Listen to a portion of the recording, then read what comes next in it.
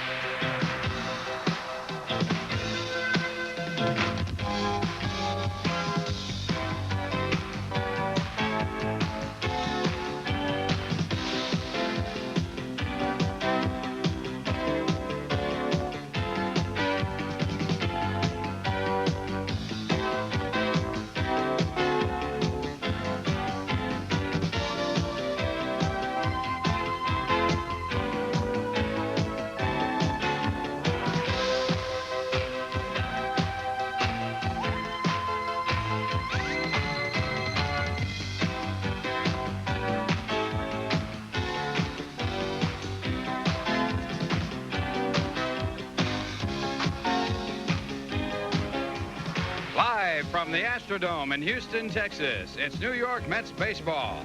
Tonight, the New York Mets take on the Houston Astros. Participating advertisers are Bud Light. The best has a taste all its own, satisfying but never filling. So ask for Bud Light. Manufacturers hand over trust, where our facts make your money worth more. Datsun, Nissan builders of high-quality cars and trucks for 50 years. Available at your Datsun dealer. By Exxon and its thousands of independent dealers. By express mail service from the post office. We deliver excellently for less. And by Ivory, the soap without a lot of extra ingredients. For pure, natural kind of clean, lather up with Ivory. Pitching for the New York Mets is Dwight Gooden with a record of 0-0 and 3.00 in the ERA average for spring training. And pitching for Houston is Bob Knepper with a record in spring training of 3 wins and 1 loss, an earned run average of 3.12. Well, hi, everybody. I'm Ralph Kiner, along with Tim McCarver and Steve Zabriskie, and a special night here tonight. A few years back, there was a great picture called A Star is Born, and the Mets are hoping here tonight that Dwight Gooden will be a star here in his first appearance in a Major League uniform. Last year, he won 19 and lost only 4 while pitching in Class A ball. He is trying to make an awfully big jump. So a special event here tonight inside at the Astrodome. Now let's go down to Tim McCarver and his special guests. All right, Ralph Kiner, thank you very much. One of the nice things about this business is often you have a chance to interview nice people. I am standing with Mr. and Mrs. Dan Gooden, Ella and Dan Gooden, and I'm so very happy that you had a chance to come to Houston tonight. Yes, I'm very happy to be here, too. And it was your first plane ride, right, Dan? No, not mine. Not yours, but yours. My first. And you enjoyed it, I assume. I did. I really did. Especially when the purpose was to come see your baby pitch tonight. That's right. And of course, Dan, can you tell me if at any time in Dwight's young career that you thought he would make the major leagues this soon? No, I never did, not this soon. I was hoping he would make it, but I didn't make it this quick. And if he wins tonight, he'll be your son. If he loses, he'll be Ella's, right? Oh, right. He's mine no matter what. He's a win, lose, or draw. Man. Well, I'll tell you one thing. When the Mets signed Dwight Gooden, Frank Cashin said that he was going to be his, and we're so happy that Dan and Ella Gooden could make it here tonight. And thank you. Enjoy the ball game, and we're naturally hoping that we come out a winner. I hope so. I hope we do. Thank you very much, Dan and Ella Gooden, Ralph. Okay, and Houston now taking the field. We're getting set for this ball game to start. Ray Knight will be at first base. At second base is Bill Duran. Dickie Thon playing shortstop. Denny Walling at third base. Out in left field, Jose Cruz, Jerry Mumphrey in center field, and Terry Poole in right. The catcher is Alan Ashby. And on the mound, Bob Knepper. Knepper with a record last year of 6-7. In spring training, he was 3-1. And Knepper, I should say, had a record of 6-13 with a 3.19 ERA. And he got off to a horrible start last year. He was 1-8 before he finally got untracked, and he started his winning ways against the New York Mets here in the Astrodome. Well, against the Mets tonight, Davy Johnson will be sending Ron Gardenhire at second base and leading off. Jose Oquendo had a superb game last night, will bat second. Keith Hernandez, 1 for 13 on the young year, will bat third and play first. George Foster, a booming George Foster evening last night with 4 hits and a 3-run home run. He'll bat cleanup. Darryl Strawberry in right field batting fifth. Mookie Wilson back in the lineup. The first game Mookie's played since opening day in Cincinnati, that day on Monday, of course. Hubie Brooks batting seventh and playing third. Mike Fitzgerald getting his first start of the year behind the plate. And, of course, the much heralded Dwight Gooden on the mound. This copyrighted telecast is presented by authority of the New York Mets baseball and WRTV, and is intended solely for the private non-commercial use of our audiences. Any publication, reproduction, retransmission, or other use of the pictures, descriptions, and accounts of this game without the express written consent of the New York Mets and WRTV is prohibited. And now Ron Gardenhire stepping into the batter's box. Ron hitting .422. He's had 1 home run. And that was his average in spring training. He takes the first pitch from Bob Knepper, and it's strike 1. Gardenhire last year batted .063 for the Mets in 17 ball games and .287 for Tidewater in AAA baseball. And Knepper throws up a high fastball. It's lined right at Dickie Thon and a hard out. I'll tell you what Bob Knepper will try to do with the right-handed hitters tonight. He'll try to get ahead with fastballs and breaking balls away. And when he gets 2 strikes, he loves to run that fastball in on their fist. He tried that on Ron Gardenhire, and Ronnie hit it solidly, but a nice play by Dickie Thon. And it brings up Jose Oquendo, who was 3 for 5 last night. Oquendo with an average spring. Knepper with his first pitch, a fastball that's lined in the center field for the first hit of the game. So Jose Oquendo picks up his 4th hit in the second game of this 3-game series, and it brings up Keith Hernandez. Ralph, I was talking to Oquendo before the game, and Joe told me that he had moved up on the plate because of having problems with the outside pitch, and hitting instructor Bill Robinson had suggested that, and Joey said that's the way he's approaching it. So he's moved back on the plate and moved up, and the results the last 2 days have been excellent. Certainly have been excellent. Oquendo batting .375 so far this year before that base hit, and Keith Hernandez takes a pitch for ball 1. Hernandez 0 for 5 last night, and so far this year he's had only 1 hit in 13 at-bats.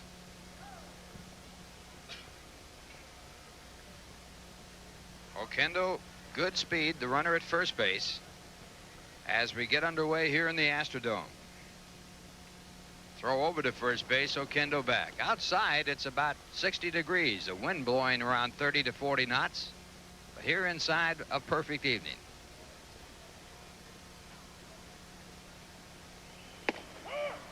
And that one just does catch the inside corner. Hernandez doesn't agree with the call by home plate umpire Joe West.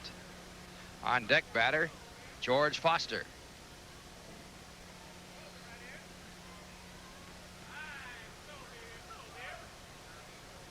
1 ball, 1 strike to count.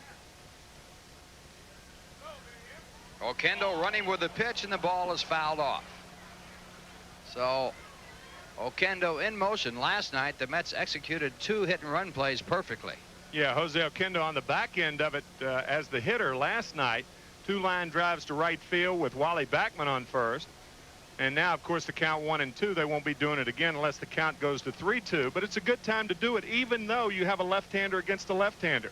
Hernandez handling left-handers very, very well. Bobby Valentine, the third base coach, and Hernandez has struck out. So Keith having a tough time getting off on this season. Struck out twice in last night's ball game. And as you very well know, Ralph Kiner, when you're going bad, as Keith is, too early really to go bad, being only the 4th ball game. But the alarming thing, early alarm right now, is that Keith has struck out 6 times. And when you're going bad, pitchers are more inclined to make pitches like that on you, aren't they? They certainly are, and that's one of the reasons why you go bad. They make very good pitches on you, and you also are a little bit mixed up in your thinking at the plate. To where you can't hit the real hanger where you usually hammer that pitch. And now a man who hammered 4 of them yesterday, George Foster, 4 for 5 with a home run and 2 doubles and a single. Throw to first base, and again Oquendo back. Knepper does not have a good move to first base. A lot of left-handers will give you the bad move and then a good move after that. But Knepper has moved over twice with about as good a move as he possesses. Oquendo, one of the bad things about diving into a bag, you can jam your finger, and Oquendo seemed to jam his little finger on his right hand then.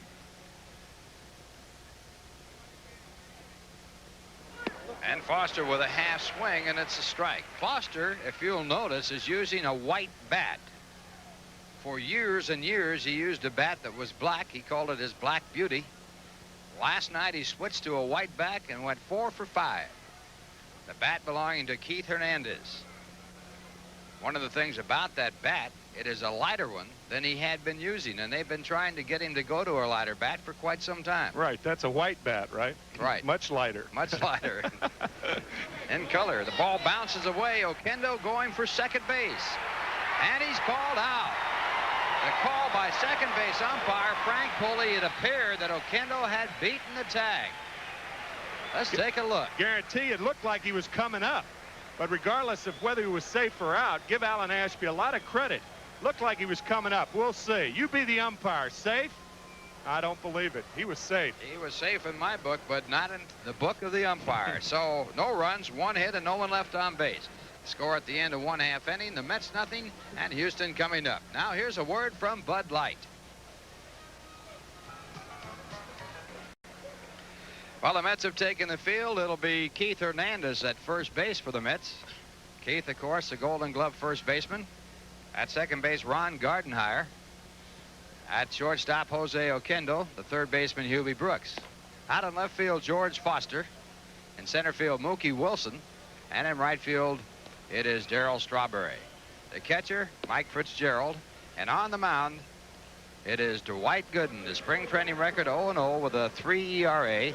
Last year, Lynchburg, he won 19 and lost 4, struck out 300 batters.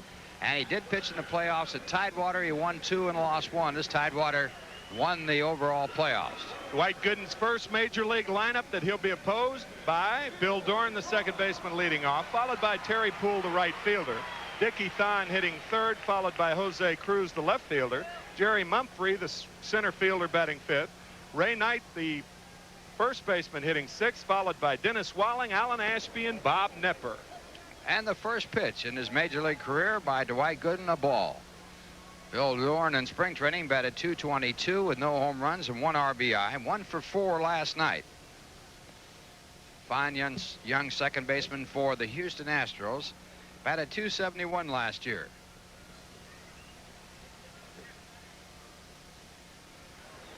And Gooden's first fast strike, and it's a fastball grounded out to second base. So Dwight Gooden retires his first major league batter.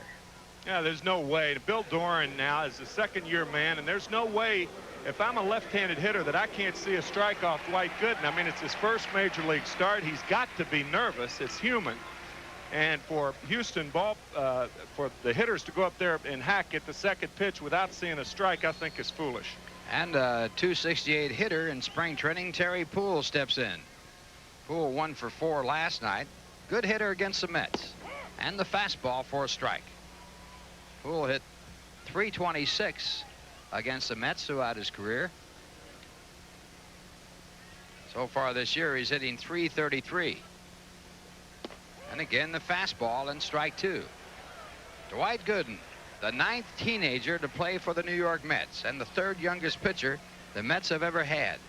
Jim Bethke was 18, the youngest, then Jerry Hensley, and now Dwight Gooden. Dwight is the youngest player in the National League, 19 years of age. Good live fastball there, and it's 1-2 as he misses the strike zone. And the Mets also have the youngest non-pitcher in the National League on the field. That in the person of Jose Oquendo, who's only 20. It's short. Did he swing? Home plate umpire said no. It's Joe West behind the plate, and the count at 2-2. See Mike Fitzgerald there behind the plate. He caught Dwight Gooden in 3 games in which Gooden pitched last year for the Tidewater Ball Club. Fastball again grounded to the second base side. Gardenhire has it, and 2 men away. Gardenhire playing second base with a left-handed pitcher pitching. Wally Backman generally plays second base with a right-hander pitching, and it brings up Dickie Thon. Thon this spring hit .260, drove in 8 runs. 1 for 4 yesterday, and batting .417 for the year. And the first curveball. It's called a strike. So Gooden comes in with the curveball and gets a strike, and Dwight's parents watching, intently watching. Dan and Ella Gooden from Tampa, Florida, flown in at the Mets' expense tonight. Nice gesture. And a good fastball in a good location. It's strike 2.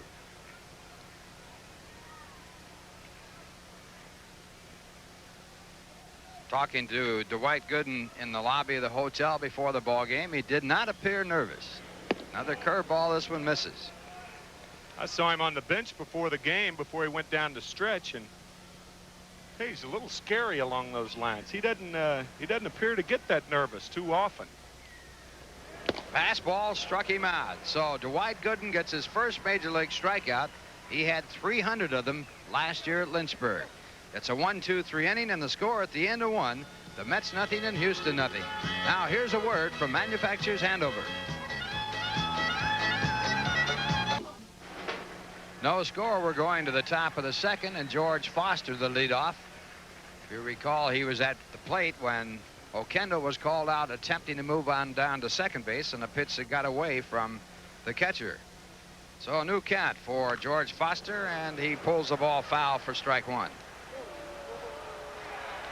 Tell you, Ralph, some glowing reports from the Houston players in this morning's Houston Chronicle about the game last night. I thought it was some of those players were well spoken when they were talking about the new Met look. They said the ball club appeared to be a more aggressive club this year, and I think they're right. No doubt about it. The young ball players fighting for positions and playing a very exciting brand of baseball. Knepper back and picking up a swinging strike for strike 2. And they couldn't have a feistier guy at the helm either in Davy Johnson. Knepper with a lifetime record of 67 victories and 83 losses. His record is not indicative of his talent. He's a pretty good pitcher. And right there you see Darryl Strawberry, the on-deck batter.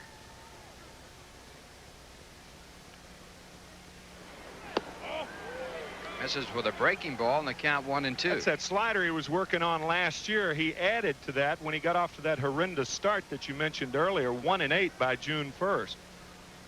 He will kind of cut his fastball. He loves to come inside with the heat on this situation, but they're going to go away, I see. Turned it over a little bit. Took something off, reacting a little bit like a screwball, and the count at 2-2. Mookie Wilson will be hitting behind George Foster. You look at Davy Johnson peeking around the corner. This one popped up. It's up there, but playable. Jose Cruz, the left fielder. So Foster way out in front hits a high towering fly ball to left. 1 away here in the top of the second. No score, and it brings up Darryl Strawberry. Strawberry a fine spring, as you see. 354 with 2 home runs. 1 for 5 last night.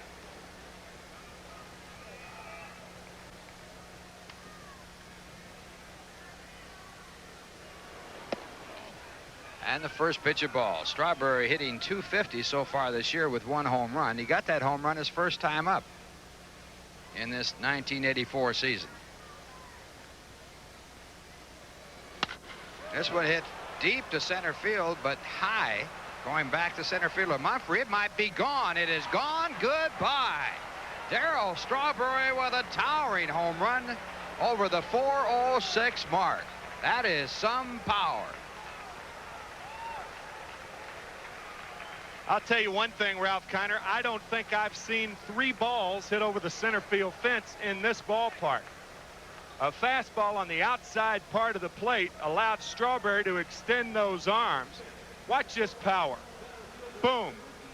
And I, like you, thought that that ball was going to be a routine out, and that's the difference between a guy as strong as Strawberry popping that ball. I'm telling you. I'll tell you, that's the difference between a great home run hitter and a fellow who just hits a few. That's right. And now Mookie Wilson grounding his first pitch. It's foul. A lot of power in that swing right there, folks. I think Darryl might have been the only guy who thought the ball had a chance because he's the one who thumped it. Well, Darrell's the type of hitter that when the ball goes in the air, it keeps on carrying. Not many like that. Jimmy Fox would be one that I can recall in a hurry. One of the greatest home run hitters of all time. Mookie hit 276 last year, and he takes a ball. 1 ball, 1 strike. So Darryl Strawberry, after having a tough night last night, coming back with a home run here tonight. And Mookie checks on the swing, and he does check as first base umpire Doug Harvey said no swing. That, by the way, the first home run that Darryl Strawberry has hit in the Astrodome. That leaves him only Dodger Stadium. Ground ball right back to Bob Knepper. And Knepper over to first base for the out. He has homered in every National League park but Dodger Stadium. Of course, he probably did his poorest against the Dodgers last year. In his hometown. Mm-hmm. And there probably is a good reason for that. All of his fans out there looking on, and he's trying too hard. Here's Hubie Brooks. Hubie 1 for 3 last night, batted .391 this spring with some power. And he takes a fastball. Last year, Hubie batted .251 with 5 home runs. Mets leading 1-0 on Strawberry's home run. And this one, a high fly ball to left center. Jerry Mumphrey, the center fielder, making the call. And making the catch, and that retires the side. So the home run. Oh, no one left on base, and the score at the end of 1.5 innings, the Mets 1, Houston 0. Now here's a word from Bud Light. Well, Darryl Strawberry putting the Mets on top with a home run, an Academy Award home run. This one really hit a towering fly ball to deep center, drifting back to center fielder Jerry Mumphrey, and no chance to get it as it goes over at the 406 mark. You know, all this week, as we look at the swing again of Darryl Strawberry, what power. All this week, every movie on Channel 9 is an Academy Award winner. Tomorrow afternoon at 1 o'clock, Kirk Douglas with Sir Laurence Olivier and Gene Simmons star in Spartacus here on Channel 9 as we salute Oscar. And saluting Tim McCarver as he comes in for the play-by-play. All right, Ralph Kiner, thank you very much. Jose Cruz leading it off for the Astros here in the second inning. Takes a fastball high from Dwight Gooden, who has a 1-run cushion here in the second. Darryl Strawberry with his second home run of the year.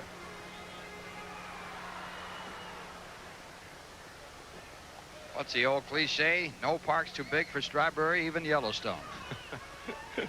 Strawberry feels forever. Swing and a miss at another high fastball, 1-1. Should say Strawberry hits forever, huh? It's amazing how much Dwight Gooden and Strawberry look like.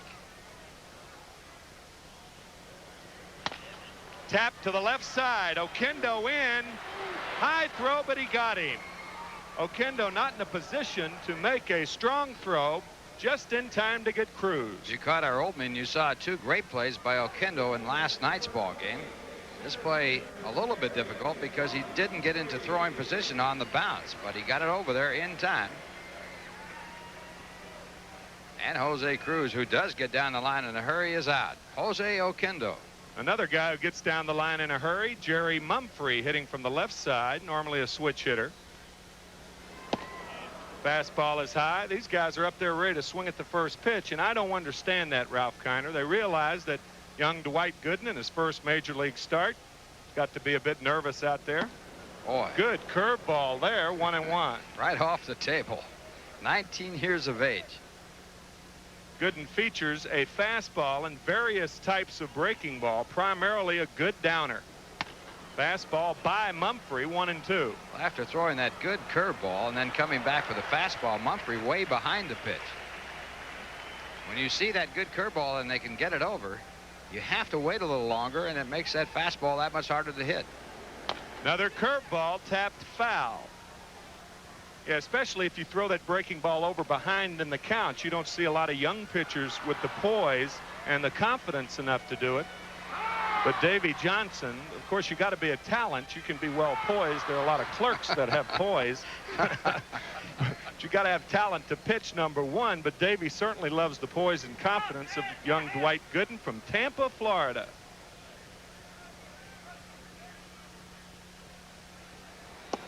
Fastball is low, 2-2 to Jerry Mumphrey. Gooden likes to be called Doc. Goes back to his basketball playing days. Doc or Doctor? Of course, there's only one doctor in basketball, right? Yes, sir. Julius Erving, of course. Curveball gets Mumphrey. 2-2 curveball. And the second strikeout for Dwight Gooden. 5 in a row retired now by Dwight. Oh, this one drops right off the table. And this curveball as good as you'll see in the major leagues. Bob Feller, known for a fastball, had one of the greatest curveballs that anyone ever had in Major League Baseball. Bob Feller pitched the only opening day no-hitter back in 1940, a year before I was born, and that's the truth. Here's Ray Knight, breaking ball inside. The truth? You mean you were born, huh?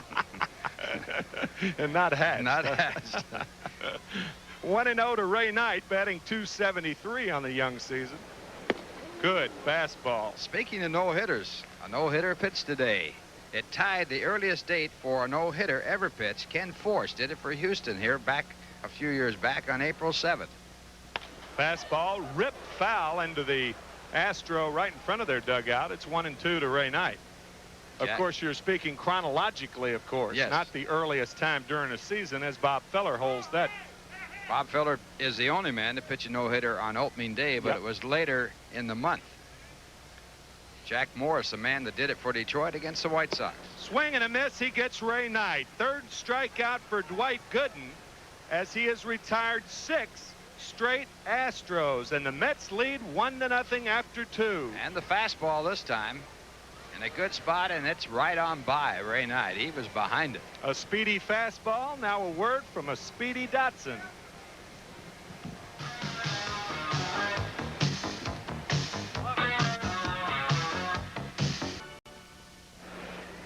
Mike Fitzgerald leads it off for the Mets here in the top of the 3rd inning. The Mets lead 1-0.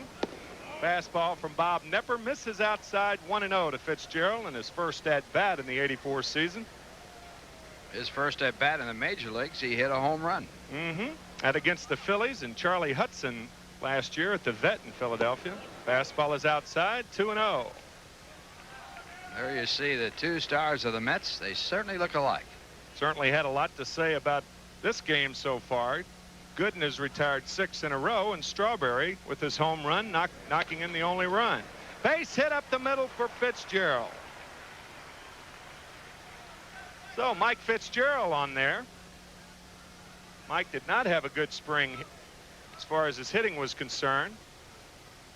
And Dwight Gooden, not only is this his first game, this may be his first professional at bat. Probably is. High school, they use the DH in most of the places that they play baseball. Let's see what kind of a swinger he is. He's a good athlete, so he might be a good hitter. As you mentioned, an outstanding basketball player in high school. Probably up there bunting, and he is. And bunted it hard. Foul down toward the third base coaching box, retrieved by Bobby Valentine. This might be the first time he's played on AstroTurf, too. Uh-huh. And also inside. Yeah. You can bet on that now. All of them. As a matter of fact, I think that he told me that he has played on AstroTurf before. He has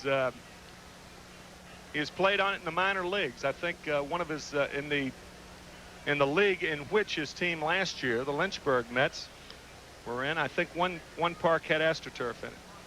Mike Fitzgerald talking to Bill Robinson to see if anything's on. 0-1 to Gooden. Throw back to first. good way to keep that runner close and not allow the runner, a good base runner, to steal second base if the first baseman breaks too soon. And Gooden swinging with the charging Ray Knight. Also in tight, Denny Walling, the third baseman. Well, having him swing away there would indicate that Dave Johnson thinks he's a good hitter. This was not a missed sign. No, a pretty good cut, as a matter of fact. A little behind it, but pretty good swing. 0-2 to Gooden. Breaking ball high. 1-2 to Dwight. Bob Knepper, 6-7 lifetime against the Mets. He was 1-0 in 1983, shutting out the Mets July 15th of last year. Breaking ball, nicely fielded by Walling. Over to first. It's a double play. A nicely turned double play around the horn. 5-4-3. And this ball hit hard. Walling has to make a fine backhand play. He makes the turnaround pivot. And Gooden, hustling down the line at first, makes it close. But he is called out. It's a double play. Not too bad. As he hits into a double play, well, that's not too good, but it was hit well. Yeah, the results weren't good, but it certainly was a good start. Dwight hit that well, and only a fine fielding play by Denny Walling was responsible for turning a double play. Here's Ron Gardenhire, who lined out to short his first time up. Takes a fastball strike. 0-1 to Ronnie. Ron 1 for 7, playing second base tonight for the first time this year in a starting role. He has played second, but only for defensive purposes, relieving Wally Backman. There's a curveball strike. 0-2 to Ron Gardenhire.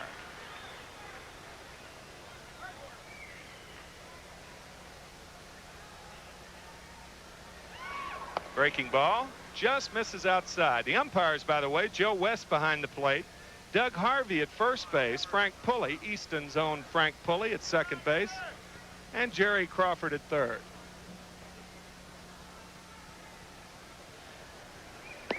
Fastball just misses. Did he go?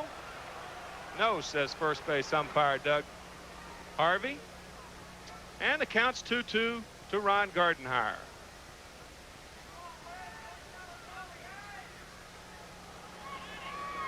Breaking ball gets Gardenhire. First strikeout, I beg your pardon, second strikeout for Bob Knepper.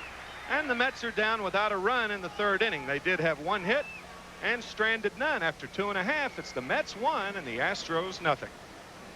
The first game ever played at Shea Stadium was on April 17th, 1964, and 49,000 fans were on hand that day. This year, 20 years to the day, on Tuesday afternoon, April 17th, the 1984 home season opens against the Montreal Expos. Game time 1:30, and the pageantry and ceremonies get underway at 1 o'clock. Don't forget, it's also the first day of calendar week, and all fans who attend the game will receive the full color calendar courtesy of the Mets and Getty Oil. The wall calendar contains photos of your favorite Mets, as well as the schedule and interesting historical information about the ball club. So plan to be on hand for the home opener Tuesday afternoon, April 17th at Shea, the Mets and the Expos at 1:30. You can buy tickets at the advanced ticket window at Shea through Ticketron or Teletron, or call 212-507-TIXX. And please call Monday through Friday during business hours 9 through 5. And the Honorable Mayor Edward Koch will throw out the first ball when the Mets open their home season on that Tuesday, April 17th against Montreal. Game time at 1:30 p.m. And it will be exactly 20 years to the day that Shea was opened, and the Mets will recreate the first pitch ever at Shea. Coming back for the occasion will be Mets battery, the pitcher Jack Fisher, and the catcher Jesse Gonder. And the leadoff man in that game, a Pittsburgh Pirate man by the name of Dick Schofield, and the umpire will be Tom Gorman. All right, Ralph. Yes, sir. Dick Schofield's son is now the shortstop in the California Angels chain, and may see some action this year with the curtailed play of Rick Burleson, who is now undergoing more problems with that torn rotator cuff. Here's Denny Walling to lead it off. The Mets lead 1-0. Gooden has retired 6 in a row. Fastball is high, 1-0.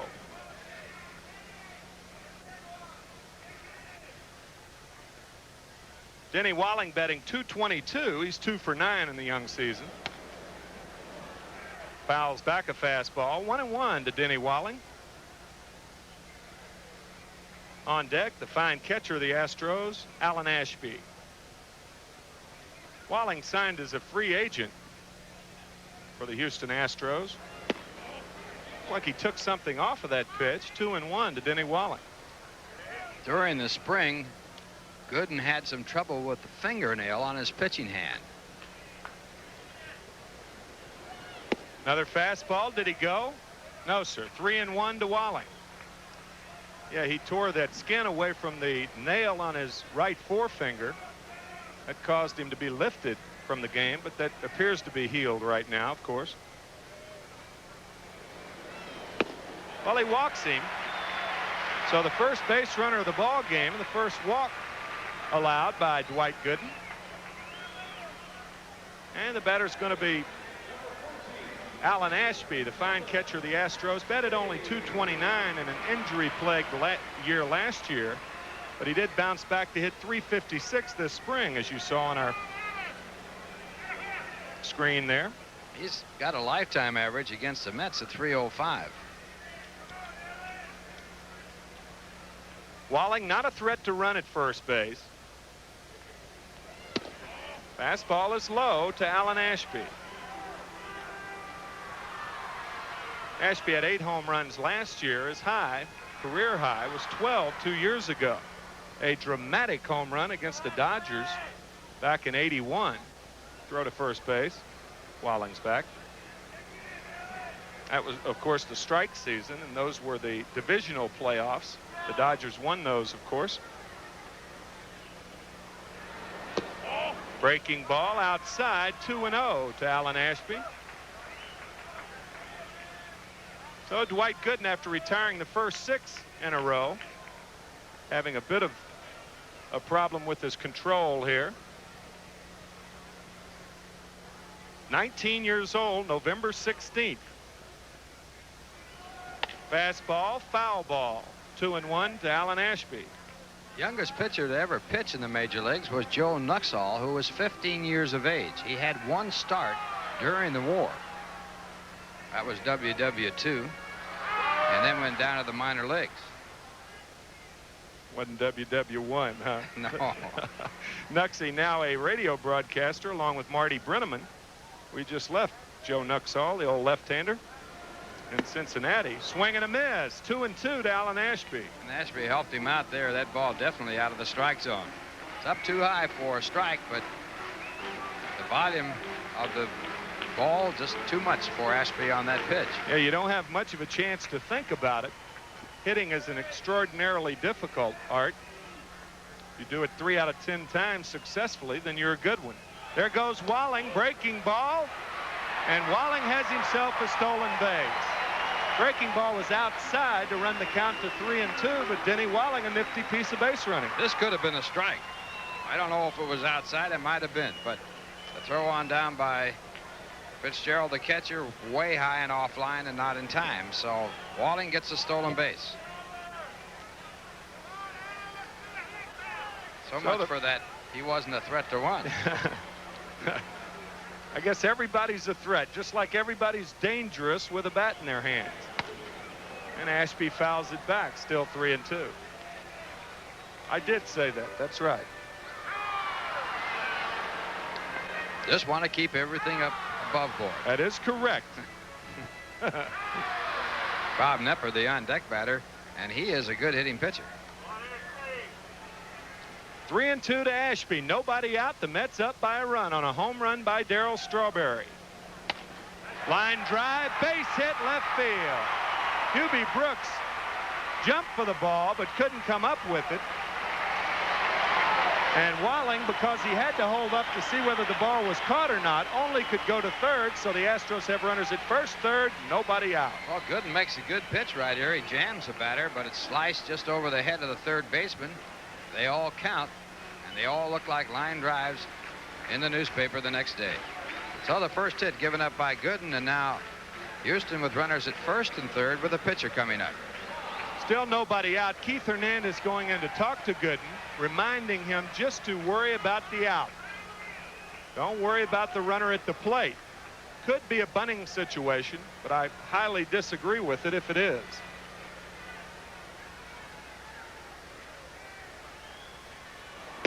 Swing and a miss. 0-1 to Knepper. Most of the swinging strikes, I think it's fair to say, have been out of the strike zone, Ralph. In this inning especially. And I guess it would follow that most of the call strikes have been in the strike zone. Every time. Brilliant deduction by two ex-major leaguers. Very good logic. 0-1 to Knepper. Swing and a miss. Another high rider. 0-2 to Bob Knepper. Infield and double play depth. Hernandez holding on Ashby at first, who is not a threat to steal, as you see your infield there. I think Keith ought to be behind him here. Ashby's not going anyplace, but of course I said Walling wasn't either, right? Well, Ashby's a lesser chance to steal. Swing and a miss. He got him. Fourth strikeout for Dwight Gooden. And a big one it was, because now a double play will get him out of the inning. And right here again, going to the heater, and the swing and the miss. So Knepper struck out on 3 pitches, fastballs. Now we go back to the top of the batting order. Bill Doran, the second baseman, tapped to second his first time up. The Astros with only 1 hit. Gooden has allowed 1 walk. Both those runners on base now, first and third, and 1 out. Strike on the outside part. Joe West, a very deliberate umpire behind home plate.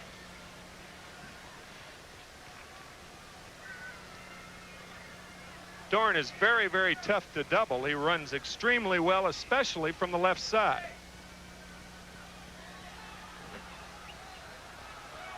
Bill 1 for 13 on the young season.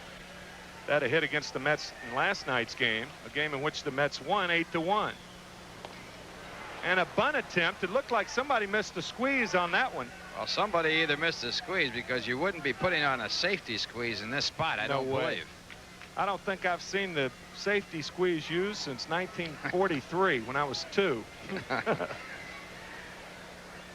Now the runner at third base is being talked to by the third base coach, which is sort of an indication that somebody didn't get the sign, and that'd be Dennis Walling.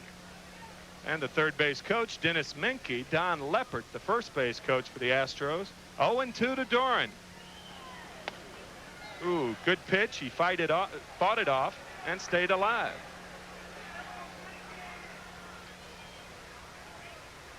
Terry Poole, the on-deck hitter, as the outfield shaded around toward left field. Darryl Strawberry is shaded toward right field, so they're almost playing Doran like a right-handed pull hitter.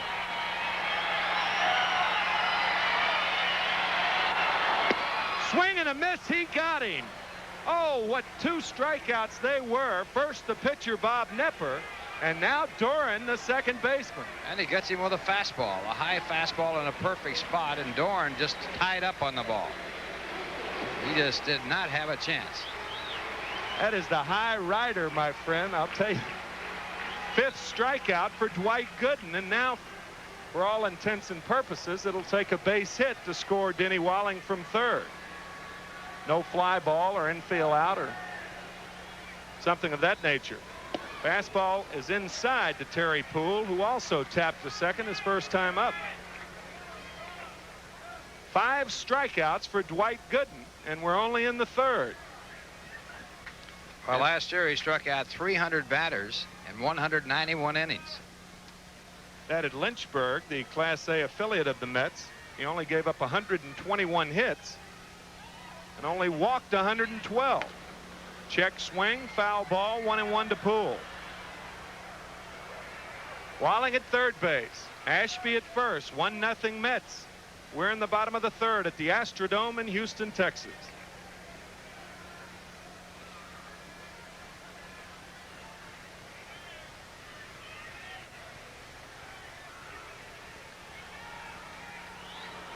Swing and a miss. 1-2 to Poole.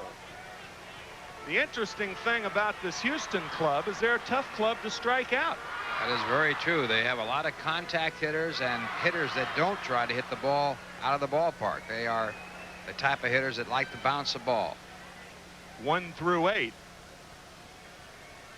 1 and 2 to Terry Poole. Pops him up. He should be out of it. Jose Oquendo squeezes it, and what a job by Gooden. With runners on first and third and nobody out, Gooden came back. He struck out Bob Knepper and Bill Doran and got Terry Poole on a pop. And the Mets lead 1-0 after 3. Now here's a word from Bud Light. Woo. Top of the 4th inning for the play-by-play, Steve Zabriskie. Thank you, Timmy. Jose Oquendo to lead it off here in the top of the 4th. The number 2 man in the batting order to face Bob Knepper. Jose single to center his first time up. And he squares but takes a strike on a breaking ball. 1-0 New York. 1 run on 3 hits, no errors for the Mets. No runs, 1 hit and no errors for the Astros as Dwight Gooden has struck out 5 through the first 3. 1-1. Steve, you notice how close Jose Oquendo is to the plate? Last night, the home plate umpire, who was Jerry Crawford, told him to move up on the plate, but look how close he is. He is much, much closer to the plate than he was last year. And his stance is a little different, too. He's closed his stance. He's closed and a little bit more with the weight on the back foot. There's certainly nothing wrong with that. See, he's almost out of the box right there. See that right foot? And he'll edge that foot back, as you see there. Of course, he's hitting .444 right now. I guess it's working for him. I told him before the game what he ought to do is what Clemente used to do. He came up to the plate and he wiped out the back line, and you couldn't tell where he was standing. you see other hitters doing that. Sure. Guys who like to stand deep in the box. Sometimes the umpire will take their bat away from him and draw a line for him. Breaking ball fouled off, and the count holds at 1-2. Now that's supposed to be 35 inches from the front of the plate. That's the back part of the batter's box, but that, like a lot of rules in baseball, are overlooked on more than one occasion. You never know for sure if those lines are drawn properly before the game begins. Each ballpark is different, too. And a ground ball to third. Denny Walling gets a nice hop and makes a good throw, and there's 1 away here in the 4th. Here's the last out, recorded by Dwight Gooden in the 3rd inning. And watch Dwight Gooden's parents' reaction after Jose Oquendo makes the catch. All right. Dan and Ella Gooden watching their first major league game, flying in from Tampa, Florida. And there's the man of their hour, every hour. That's right. As Mrs. Gooden says, he's my baby whether he wins or loses. That's right. Keith Hernandez fouls off the first pitch for strike 1. Hernandez struck out his first time up, hitting .071 on the year. Keith hit .297 last year between St. Louis and the Mets.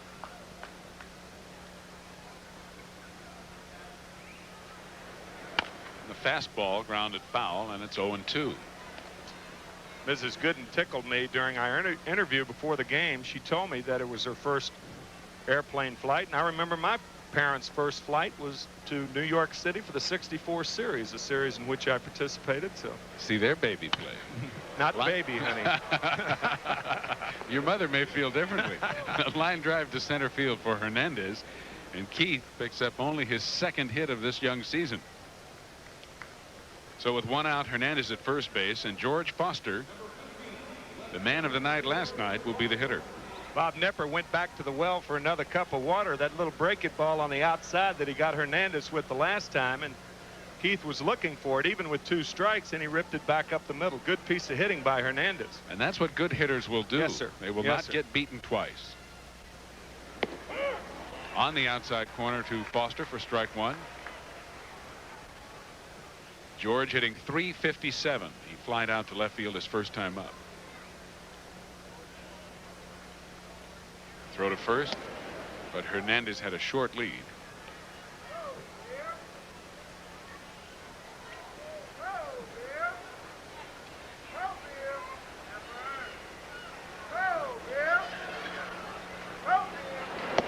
Almost hit Foster. It's 1-1. That's what Knepper likes to do, and you have to do that on George. The difference is about 3 ounces. George dropping down to that 32-ounce bat. foregoing that black beauty he's been using. Off-speed pitch misses. 2-1. Tell you what, you got a lot of third basemen in the league telling their pitchers all the time, do not throw inside changeups to George Foster. My glove is not big enough to protect me. Denny Walling at third is playing relatively deep. Another throw to first. This time Hernandez, who was near the cutout of the turf, has to dive back.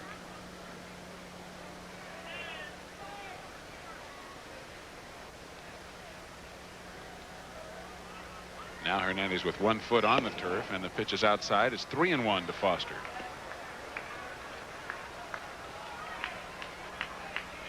George will take a little time now.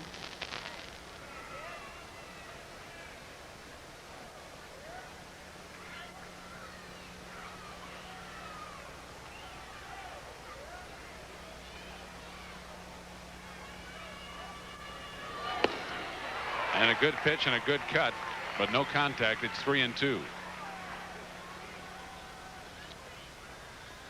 On deck, Darryl Strawberry, who has produced the only run of the ball game with a tremendous home run to center field in the 2nd inning. Major league hitters rarely look inside, and they rarely get a pitch inside that they can pull when the pitcher's behind in the count.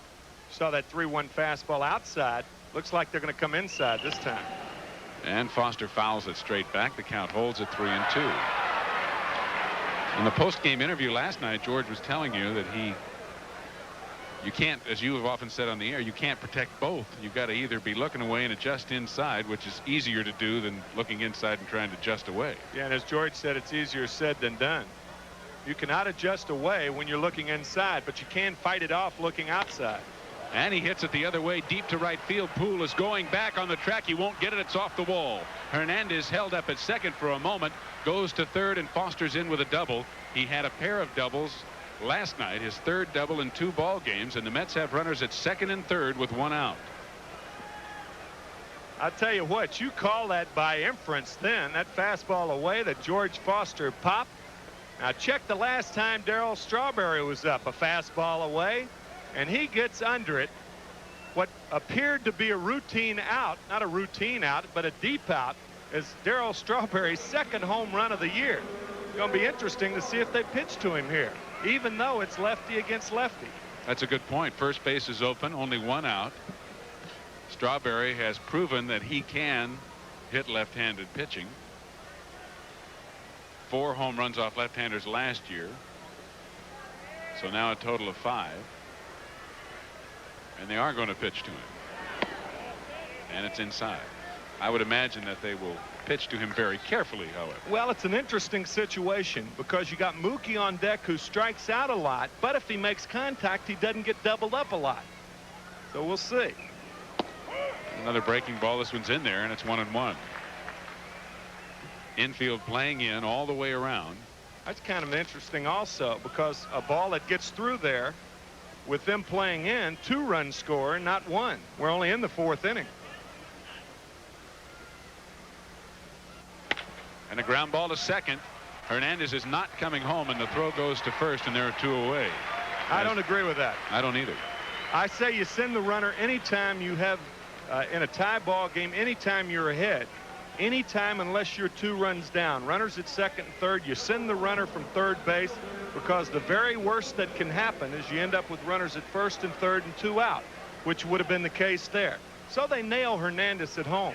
Well, then at least you're taking a chance on scoring a run in the process of making the out at home. And there's always the chance that the ball could be thrown away or mishandled or something. Certainly. I mean, it's not a bang-bang play. No play to a catcher is bang-bang. And you've got to tag the runner, too. There's no force. Breaking ball to Mookie Wilson misses. 1-0. Wilson grounded back to the pitcher his first time up. Mookie hitting an even .400, although he hasn't been up very many times. He missed 2 ball games. That shoulder problem.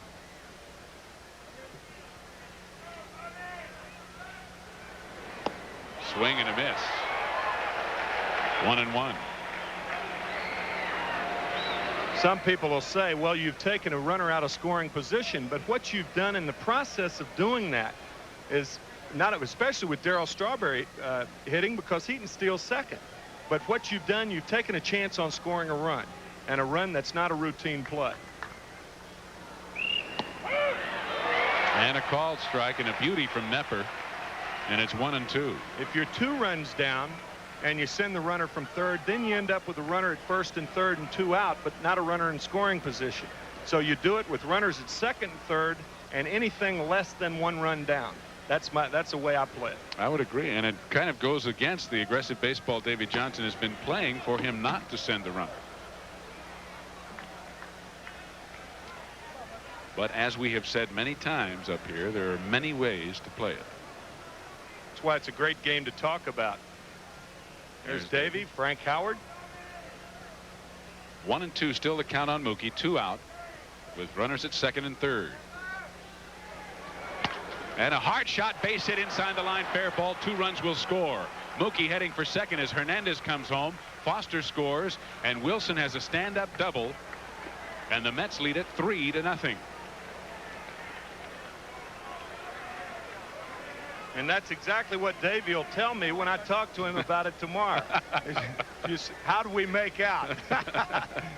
Mookie Wilson rips this breaking ball. Again, looking for it, it appeared. A little lazy breaking ball. Didn't have any downward bite. And Cruz feels it, but much too late. Now the Mets lead 3-0. All right. Mookie's at second with 2 out, and Hubie Brooks the batter. Hubie flied out to Jerry Mumphrey in left center field his first time up.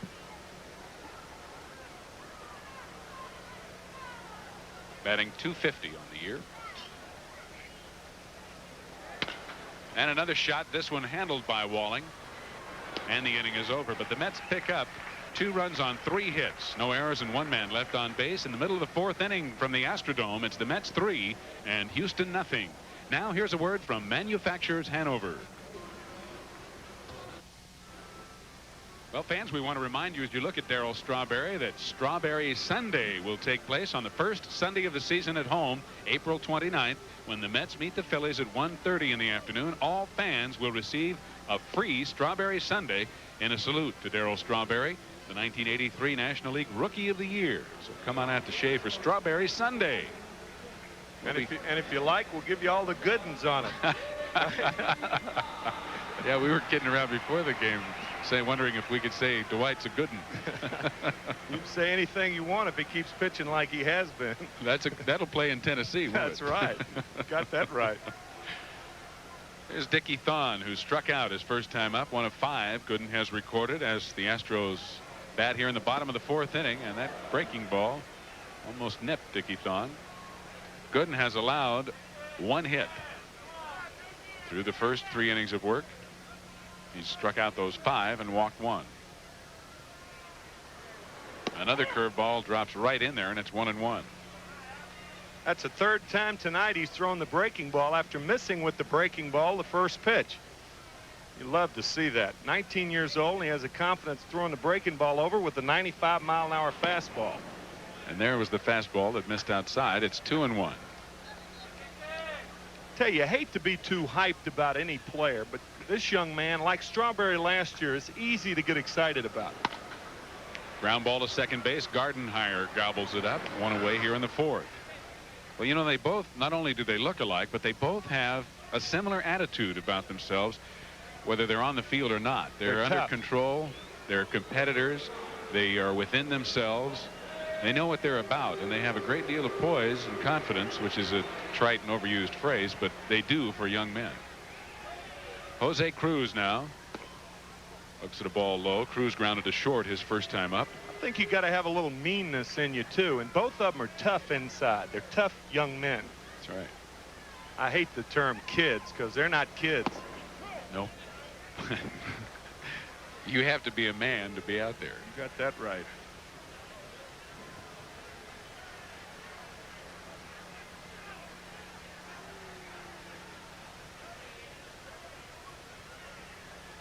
Two balls, no strikes to Jose Cruz.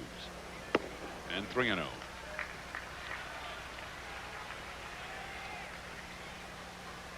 Gooden ran into a bit of a problem in the 3rd inning, walking Denny Walling, the leadoff batter, and giving up a single to Alan Ashby. but he pitched out of it with a pair of strikeouts, and there's strike one. It's 3-1. Good hitting situation for Cruz. He is one of the better cripple hitters in the league. He gets you in a situation where you have to throw a fastball. He can be awfully tough.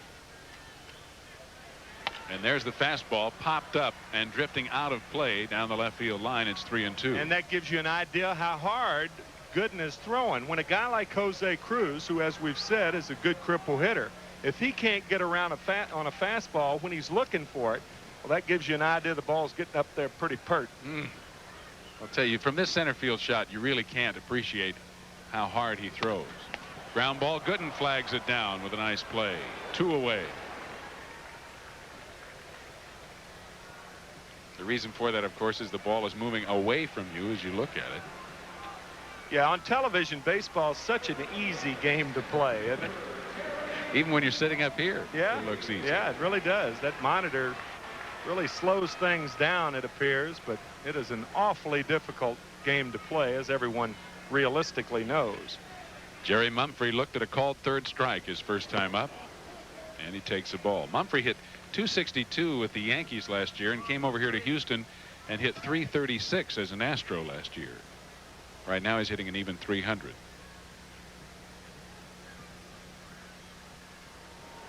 Fastball fouled away, and Mumphrey couldn't get around on it.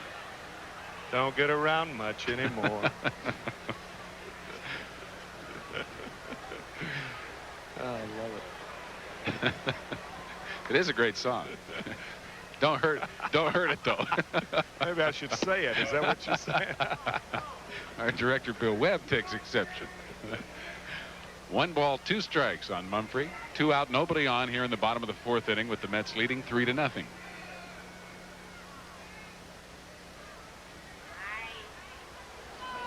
Breaking ball, and that was a feeble attempt to hit it right back to Gooden. And a 1-2-3 inning for Dwight on 3 ground balls, 2 of which he fields himself. So we'll go to the 5th from the Astrodome. The Mets still holding a 3-0 lead right after this word from Dotson.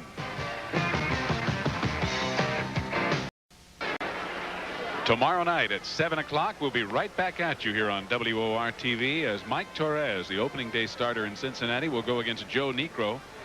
Both pitchers lost their opening games for their respective clubs. It'll be the final game of this 3-game series, 7 o'clock Eastern time from the Dome tomorrow night right here on Channel 9. And other National League action today, Steve. The Phillies over the Cincinnati Reds. Their old pal Jerry Koosman won his first start for the Phillies.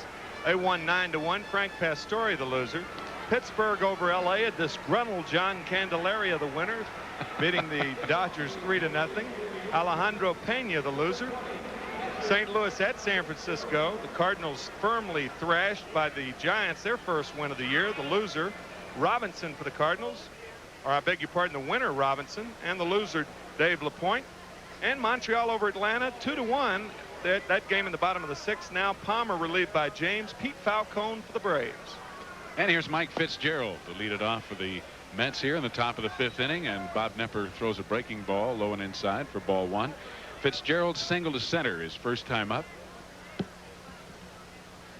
So Mike 1 for 1 on the year. And this ball's popped up, playable behind first base. Bill Doran, the second baseman, makes the play, and there's 1 out.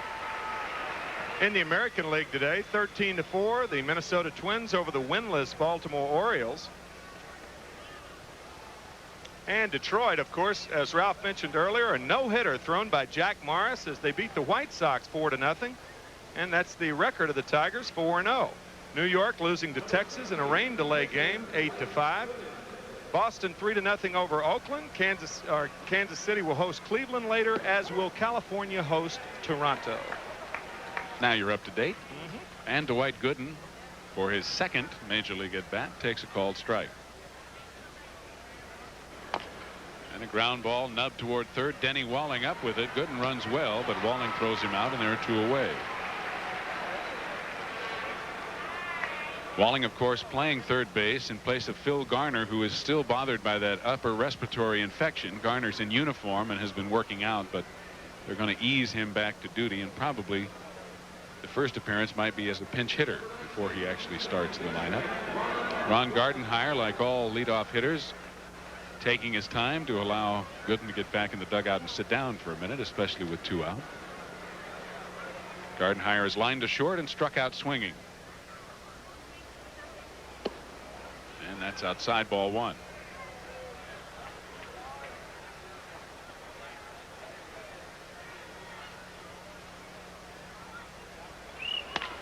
Right back up the middle, base hit to center field as it gets through both the shortstop Dickie Thon and the pitcher Bob Knepper. A 2-out single for Ron Gardenhire. Tell you, that's the way Pete Rose has made his living over the last 22 years. Right back through the originator, he used to say.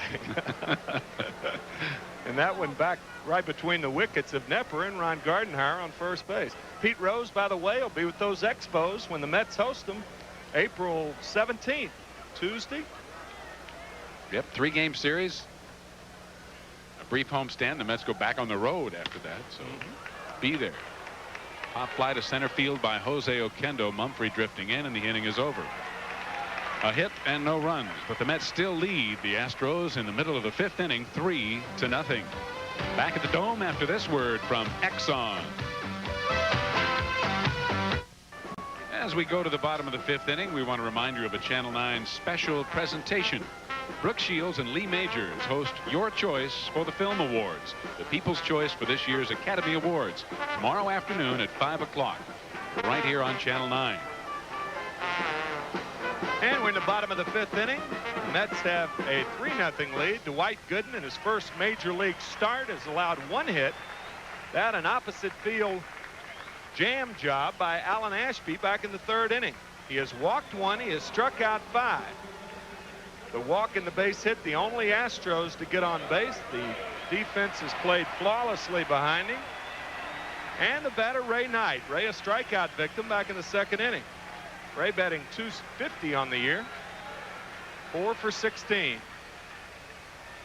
Ray Knight, another one of the Astros who's felt the effects of this virus that's going through the ball club. 19 players on the Astros have had symptoms of the flu. Fastball strike inside part, 0-1.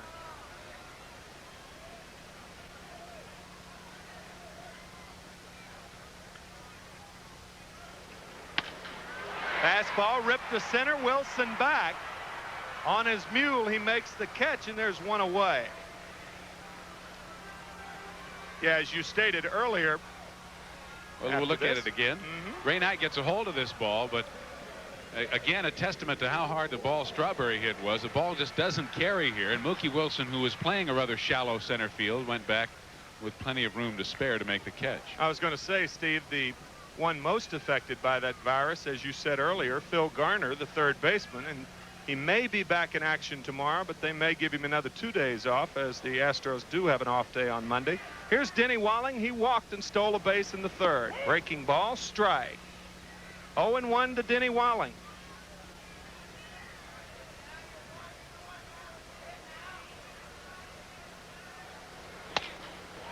Line drive left field, almost a carbon copy of the first hit by Alan Ashby. 2nd hit of the ball game for the Astros, both being singles.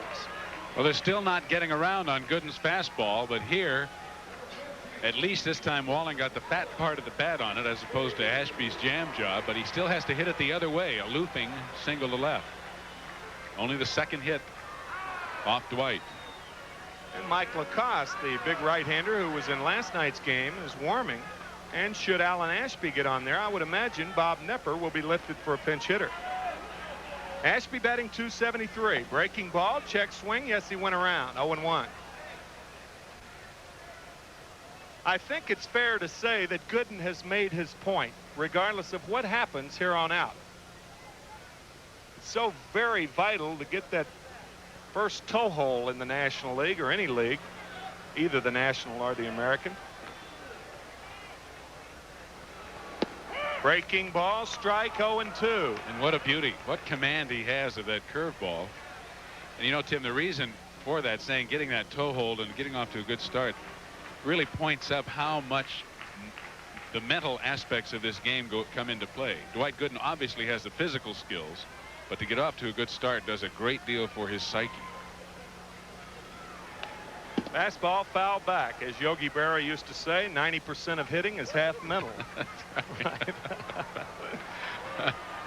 They blame Yogi for everything, every faux pas and non sequitur in the history of our language, don't they? If it sounds unusual, Yogi probably said it. 0-2 to Ashby. Breaking ball just misses outside. 3-0. The Mets lead. We're in the bottom of the 5th. Solo home run by Darryl Strawberry and a 2-run double by Mookie Wilson. Responsible for the Mets' 3 runs. The Astros having only 2 hits so far.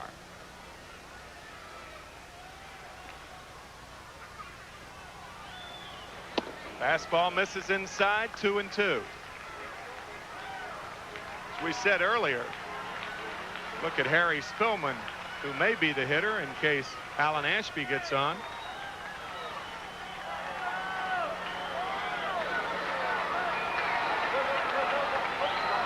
Breaking ball, tapped to first. Hernandez to second. Oquendo covering, not in time, and they get Ashby at first. The throw pulled Oquendo off the bag, but he alertly threw the ball back to first. And the big thing is they got an out. Very easily could have come away with nothing, and only Oquendo's quickness saved an out here. Really a routine ground ball or double play ball, but Hernandez just flips the ball wide of second, and Oquendo had to come off the bag to catch the ball, and then almost immediately came back. Gooden hustling over, got his foot stepped on by Ashby, but recorded the out at first base. So score that 3-6-1 for the putout, as Walling was safe at second base, and the batter's going to be Harry Spillman. A little confab on the mound out there. Spillman's, excuse me, Timmy, Spillman's been up 1 time so far as a pinch hitter without a hit this season. Manager Davey Johnson looking on, along with hitting instructor Bill Robinson. Spillman was 13 for 78 for a 167 average last year, primarily as a pinch hitter. He was acquired by the Astros for Rafael Landistoi back in 1981. 29 years old, lives in Albany, Georgia. Denny Walling at second base. So Bob Knepper leaves the ball game, and Mike Lacoste will be the pitcher in the top of the 6th. Fastball low. 1-0 to Harry Spillman, longtime Cincinnati Red.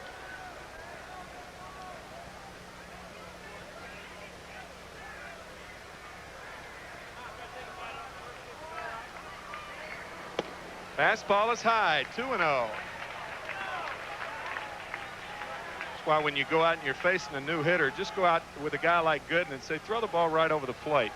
Look for the heart of the plate. With that fastball you got, don't try and be too cute. That's right. This guy's coming off the bench cold. Fastball is high, 3-0 to Spillman with Bill Doran on deck.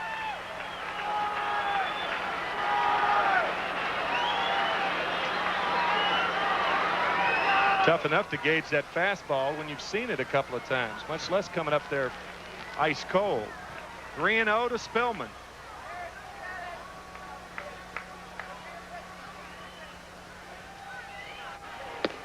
Fastball misses. 4 straight balls to Spillman, and Dwight Gooden gives up his 2nd walk of the evening. And the tying run in the person of Bill Doran will be the batter. Doran has struck out and grounded to second. Off to a slow start, only 1 for 14 on the year. Davey Johnson and pitching coach Mel Stottlemyre. Mel loves it too, doesn't he? Working with these young pitchers. Of course, no stranger to the New York scene. Pitched for the Yankees for 13 years. What a competitor he was too. Breaking ball misses. 1-0 to Bill Doran.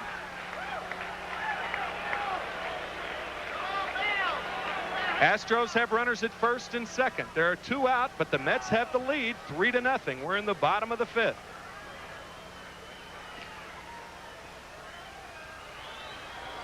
Fastball misses. 6 straight balls thrown by Gooden. That 1 out that Oquendo got looms very, very large right now. It appears that Gooden still has good stuff. but may have just lost his rhythm a little bit here. Fastball is high, 3-0, 7 straight balls thrown by Gooden.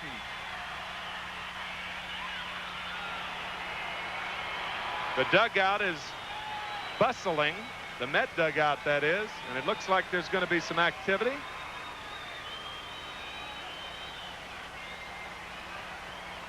Junior Ortiz, the catcher, going down to warm up. Dick Tidrow.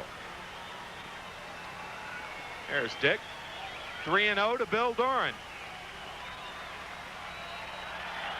Gooden will try to come back on him. No way he'll be hitting here. There's the strike, 3-1. Now you can look for him to hack. You're hitting, partner. Look up here. We'll let you know. That's right. Don't bother looking down at Dennis Menke. That's right. You're hitting. You have a child on second base. Fastball, strike, 3-2. Looked like he was taken all the way. Contrary to the strategy in the booth. Well, that's happened before. And will happen again. I don't believe he was taken all the way there. Line drive, left field, base hit. George Foster over to cut it off. And he cut it off nicely because he saved another run as Harry Spillman pulls into third. And it's now a 3-1 ball game. Bill Doran delivers. An RBI single to left field as Spillman moves to third. Only Doran's second hit of the year. Fastball again away, and Doran going the other way with it. George Foster hustling over and really made a fine play to cut this ball off. George may have twisted his ankle a little bit as Oquendo couldn't handle the short hop, but Hernandez alertly backing up prevented the runner at third from advancing on home. Spillman holding there, and Stottlemyre now on the mound to talk it over with Fitzgerald and Gooden. So the shutout is gone. The third hit in the ball game for Houston plates their first run. I don't think any pitcher worries about a shutout. I think the W is much more important. Mel Stottlemyre knows that. Certainly a veteran of Major League wars with the New York Yankees. Mel's two sons, by the way, go to the University of Nevada, Las Vegas branch. And one of them is a pretty good candidate to play for the Olympic baseball team this year. Baseball is a demonstration sport in the Olympics for the very first time, and probably in the next Olympics will be a competition. Terry Poole 0 for 2. Ball hit well to center. Mookie is there, and Terry Poole hit it well, but Mookie Wilson flags it down. So Dwight Gooden is out of further trouble. 1 run on 2 hits, no errors, and 2 men left. So at the end of 5 innings of play here at the Astrodome, a good ball game. The Mets 3 and the Astros 1. Now here's a word from a good beer, Budweiser. Top of the 6th inning, the Mets lead 3-1, and a new pitcher for the Astros. Mike Lacoste, whom the Mets have already seen in last night's ball game. Lacoste, as you see, 1-0 in spring training with no ERA. Last year he was 5-7 for Houston with a 4.43 ERA. And he pitched 2 innings last night, giving up 1 hit, no runs. This is his second appearance of the year. Mike pitched for Cincinnati for 4 years. He was unconditionally released. Kind of a strange thing to happen for a 25-year-old pitcher with an arm like that. And he was picked up by the Astros in '82. He was 6-6 in '82, and as you said, 5-7 last year. And he'll be facing the heart of the Met order, Hernandez, Foster, and Strawberry. 3-1 Mets. Fastball is outside to Hernandez, who's 1 for 2 with a run scored. Well, Swanee had to get some help after last night. Ron Darling also helping him guard Dick Tidrow in the bullpen. If you were with us, you saw Swanee almost have a heart attack. Hernandez gets a piece of it, fouls it back, 1-1. Last night, the ball was hit sharply into the bullpen, and I don't know if Craig wasn't watching or what, but it almost ate him alive. He had to go into the dugout and recuperate. I don't know what that says about the size of a pitcher when it takes 2 guys to guard him. Tidrow's a pretty big guy. 1-1 to Hernandez. Fastball is outside, 2-1. With Tidrow continuing to throw, would you think that Dwight Gooden has seen the end of his pitching tonight after that shaky 5th inning. Ground ball to Thon, who throws out Keith Hernandez, and there's one away. Well, you bring up an interesting point. Would they let him go on if there were nothing physically wrong with him? Or would they feel that at this point in the season, as young as he is, that that's just as much as they want him to throw, having kept track of how many pitches he's thrown to this point? Well, Ralph Kiner just brought up an interesting point. It could be that Dwight is having problems with that index finger again. So we'll see whether he comes out to answer the bell in the 6th as Foster steps up. Pops up right side. Could be playable. Night over. And the ball into the first or second row of the stands. 0-1 to George, who's 1 for 2 with the run scored. Foster's home run last night, the 290th of his career. He and Rusty Staub are tied for 50th place on the all-time home run list. 290 dingers, huh? It's a lot of times going around those bases. Our colleague Ralph Kiner went around them 368 times in only 10 years. That's hitting. Sinker tap foul. 0-2 to George Foster. That's 36.8 home runs a year for 10 years. Ralph ranking 2nd to Babe Ruth in home run ratio per at bat. And Ralph hit a lot like the one Strawberry hit tonight. High and deep. Hit a lot down the left field line too, from what I understand. Low fastballs. No wonder he doesn't like guys being pitched down and in. Kiner's corner. Old Forbes Field. 1-2 to Foster. He got him with a slider. So Foster goes down on strikes. A good pitch to George. Breaks right straight down, and George swings right over the top of it.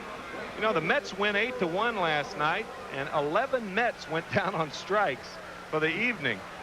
And that along with 14 base hits for the Mets. A lot of activity. Here's Strawberry. He homered his first time up tonight.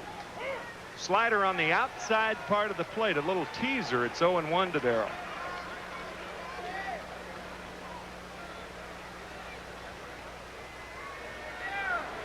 Slider is low. 1-1 to Darrell Strawberry. Darrell's 2nd home run of the year. He has 2 of the 3 the Mets have, as you mentioned. George Foster with the other one last night.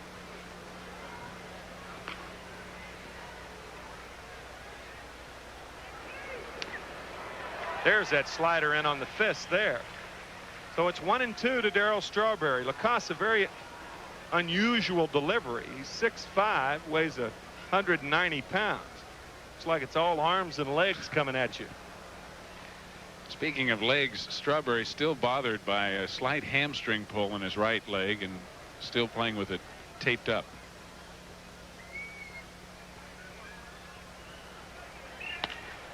Well, he went for a bad ball, lifts it to left field. Jose Cruz, the left fielder, makes the one-handed catch. And for the first time in this ball game, the Mets are retired in order. As we go to the middle of the 6th, they have a 3-1 lead.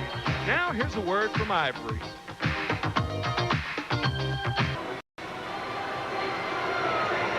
Well, we're back, and the Mets have a new pitcher. As we theorized in the top of the 6th, it's Dr. Dirt, Dick Tidrow. And as you see, a spring training record 0-2, but a good ERA of 2.53. This is his 2nd appearance. He pitched the opening day game, 1 inning in relief at Cincinnati, gave up no hits, no runs, struck out 1 batter.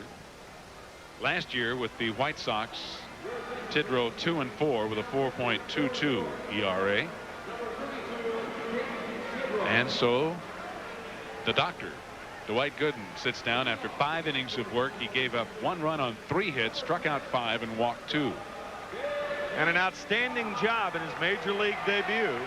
Dwight Gooden. Dick Tidrow will face Dickie Thon, who's 0 for 2 on the evening.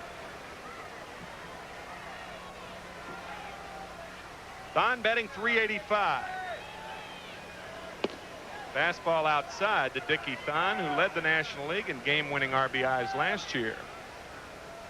Dick Tidrow used to be with the Yankees, the Chicago Cubs. Line drive, base hit for Dickie Thon to left field. So the Astros have the leadoff runner On for the second time in this ball game. Denny Walling led off the third inning with the base on balls, and the tough Jose Cruz will be the batter. Vaughn a threat to run. Had 34 stolen bases last year.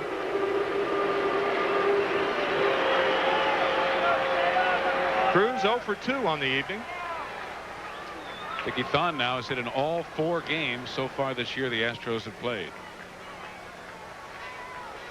Coming into this game, only 2 Mets had hit in all of their games, that being Wally Backman and Hubie Brooks.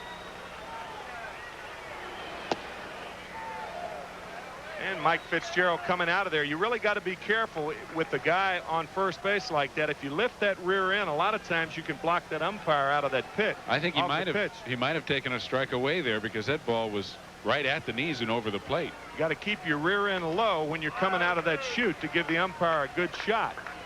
You end up throwing better too. Thon not going. Fastball inside. 2-0.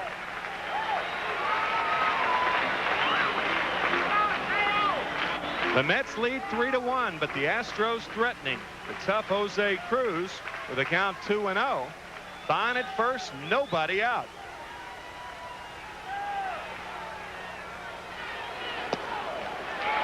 Fastball low, and Dick Tidrow wanted that pitch. He glares in to Joe West, the home plate umpire. 3-0 to Cruz.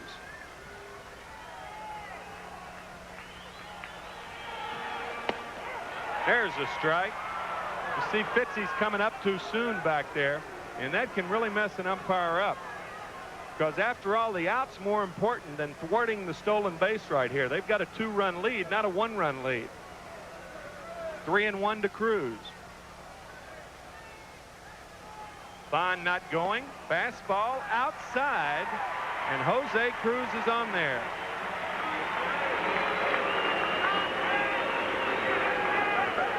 So the Astros have runners at first and second. We're in the 6th, and Jerry Mumphrey going down to talk to third base coach Dennis Menke. Fine shortstop for the Milwaukee and Atlanta Braves, and here with the Astros, Cincinnati Reds, 13-year Major League veteran. And Frank DiPino, the left-hander, warming for the Astros. What a year he had last year with 20 saves. He's the reason many people feel the Astros have one of the best bullpens around, even without Joe Sambito. He, along with Bill Dawley, who had 14 saves last year. Here's Mumphrey. He's 0 for 2 this evening, and he tries to punt. And it's an errant attempt, and it's 0-1.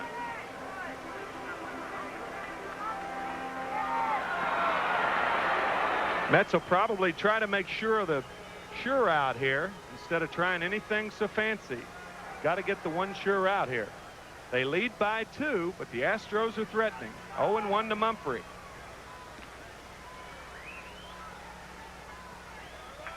You know what Tidrow was doing then? He was staring off the signs. A lot of pitchers like to do that. They don't shake off, they stare it off. Vaughn at second, Cruz at first, nobody out.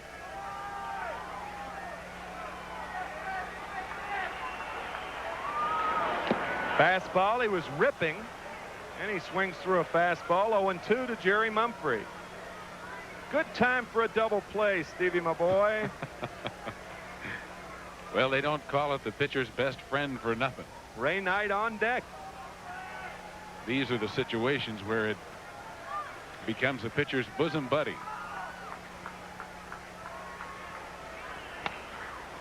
Fastball had a funny swing at that. It's still 0-2. Looked like he's made up his mind late. Stuck his rear end out and just put the head of the bat on the ball. Here it is again. Count of 0-2. Just kind of flailed at it. That is not your Spalding guide swing that you saw there. No. Jerry Mumphrey, a good ball player. As you said earlier, he had 336 last year in 41 games for the Astros. Outfield deep. Mookie Wilson shading Jerry toward left center field. 0-2 the count. Fastball misses inside. 1-2. Had a long talk with Dick about the fact that I never could hit him, and I couldn't figure it out. And he was talking about the hesitation in his pitch as we look at Davey Johnson, Mel Stottlemyre. There's a hesitation at the top of his kick that always fools left-handed hitters. Fastball gets by Fitzgerald. Oh, boy. It looked like the ball should have been handled, but we'll see how they score it. You'll get a chance to see it again. 1 ball and 2 strike count, and Fitzgerald should have caught that ball. You know, you talk about that hesitation. A lot of times your catchers do what a hitter would do. Even though he knows what's coming. This ball, it is scored a pass ball. I thought they would give him a pass ball because the ball wasn't in the dirt. So runners at second, third now. Still no outs, I should say. And it's 2-2 to Mumphrey.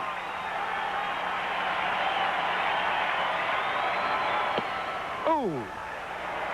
Just misses outside. 3-2 to Jerry Mumphrey. Tidrow still glaring at home plate umpire Joe West, and with good reason. The second close call that has gone the Astros' way.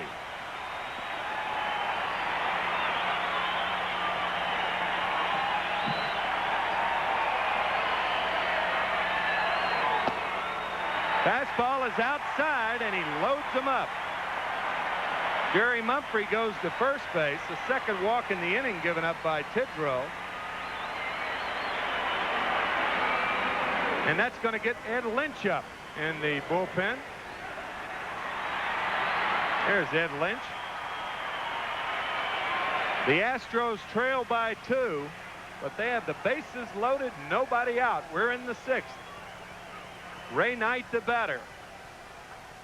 Ray 0 for 2. He's due, of course, batting .231. He's a good RBI man, but he does not run well, which means that he's good for 2 also if he gets it on the ground. And the Mets are playing their infield at double play depth. Most certainly. Ball ripped to left field, way back. That ball is foul by inches. Oh, boy.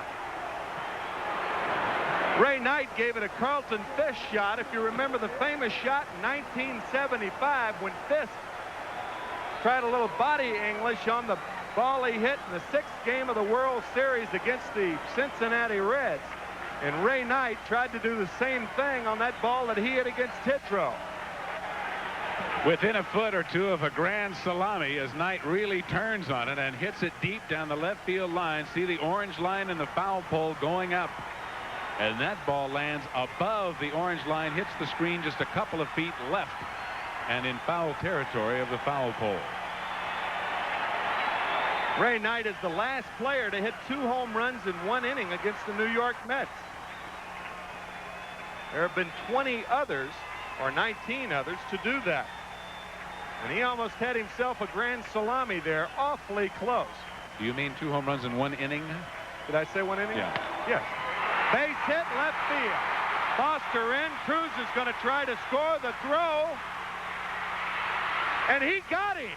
Oh, boy, Jose Cruz not sliding. And the on-deck hitter, Denny Walling, said nothing to him. So it's a combination of errors and a nice play by Fitzgerald. And a good throw from Foster as well. Base hit by Ray Knight, plates 1 to make it 3-2. As Thon scores from third. Foster's throw is a strong one. And Fitzgerald, as Hubie Brooks lets it go, Fitzgerald plays it on the bounce, comes back and makes the tag right before Cruz steps on the plate. And as you said, the on-deck hitter, Denny Walling, said nothing to him about getting down. Neither did Dickie Thon, who had scored the run. So a big break for the Mets on a nice throw and a good play by Fitzgerald. Nice throw by Foster. Why wasn't Mumphrey and Knight? Why didn't they move up a base to make them cut the ball off? A lot of things went wrong on that play. Fastball strike to Walling. With Mumphrey's speed, he should be on third base right now easily with that ball going through to home plate, but he's not. Ball hit sharply to left field, and even with no out, Dennis Menke sent him. Jose Cruz, that is. Fastball is outside, 1-1 to Walling. Boy, what a break that was.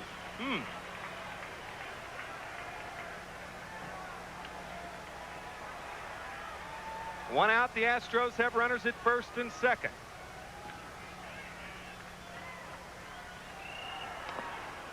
Foul ball. 1-2 by Walling.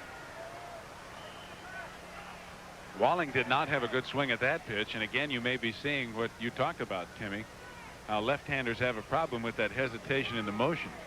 Mumphrey before flailing at a ball, and that time Walling didn't have a good cut. I know I always had problems hitting this guy. It's tough to pick up, and he would throw balls in an area where you would normally hack and have a good hack at him. Down and in area. 1-2 to Walling. Struck him out. And you know, even with that swing, he looked unsure of that swing. And that was down and in again. And a big strikeout for Tidrow. This ball breaking down and in. And as you see, Walling's hand coming off the bat, he did not have a good swing. He didn't really get into the ball at all. So Tidrow, tough on the left-handers. Not out of the woods yet. Alan Ashby, who's 1 for 2, will be the batter. The Astros have 5 hits. The Mets with 7 hits in the lead, 3-2. You saw the Mets win a ball game on Wednesday night when Junior Ortiz tried to go to second base on a base hit to right where Hubie Brooks would have been a dead duck at home. That was the first run of the game that Darling won 2-0. And tonight, had the Astros traded that run for the out, it would be a tie ball game right now. But they didn't force the play and make the Mets cut the ball off. 2 out, first and second, 3-2 Mets. We're in the 6th of a good ball game. Strike. 0-1 to Ashby.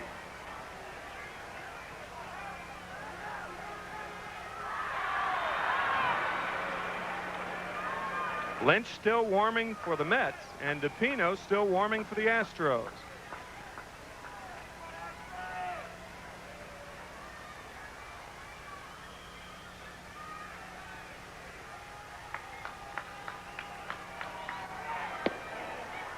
Slider misses away. 1-1 to Ashby. I think the tension for this early in the season is probably the way it is because everybody's pulling for Dwight Gooden to sink his teeth into his first major league win, huh? I would think so. And the Astros, of course, have been not going well.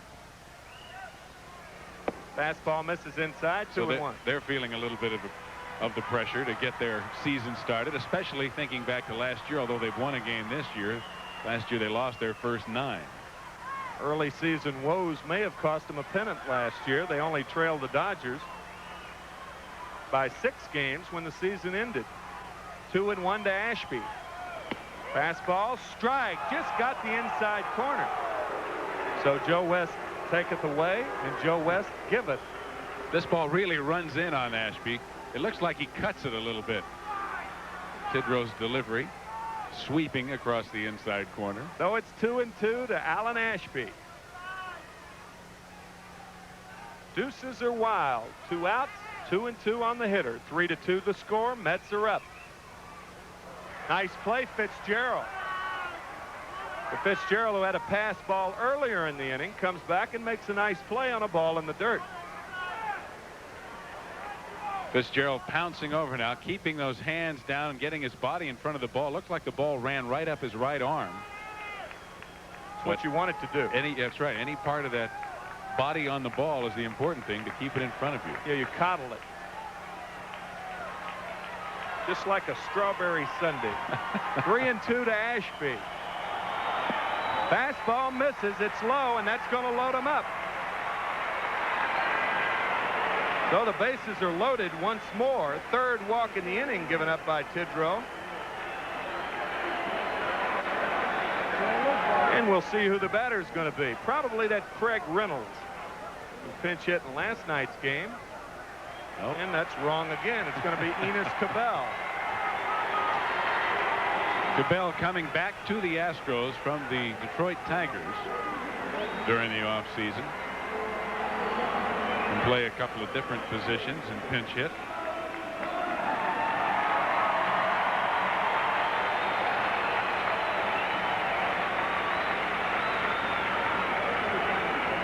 Now the Mets got a big break when George Foster threw out Jose Cruz at home plate earlier in the inning for the first out of the inning. Tidrow got Walling on strikes. But now he walks Alan Ashby. Frank DiPino will be the pitcher in the 7th inning. Last year with Detroit, Cabell hit .311 with 5 homers and 46 RBIs, his career high batting average. He left the Houston Astros initially along with Chris Borgios for Bob Knepper, the starting pitcher in tonight's game, who stands to be the loser. He cannot win it. Two out, bases loaded. Excuse me, Timmy. This is Cabell's first at bat this year. Slider strike, so Tidgrove's ahead of him 0-1. Cabell came to the Astros initially in the Lee May trade back in 1974. So he's much traveled, but I'm sure he feels like he's back home here in the Dome. Swing and a miss, and another slider, 0-2. And I remember this guy very vividly, Steve. You could throw the ball under a plate when you get ahead of him, and he'll swing at it. He's as free a swinger with 2 strikes as anybody around. Bases loaded, 0-2 to Cabell.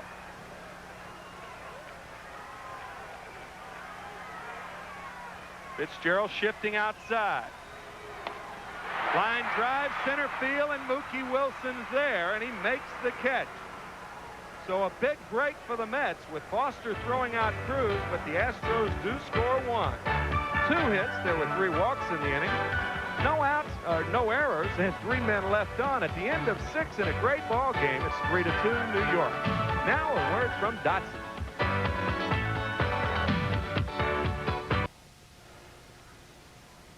Well, fans, don't fail to miss all the action of the next Mets home game right here on Channel 9, or rather the game on the road, I should say. The Mets again will take on the Houston Astros tomorrow night at 7 o'clock right here on Channel 9.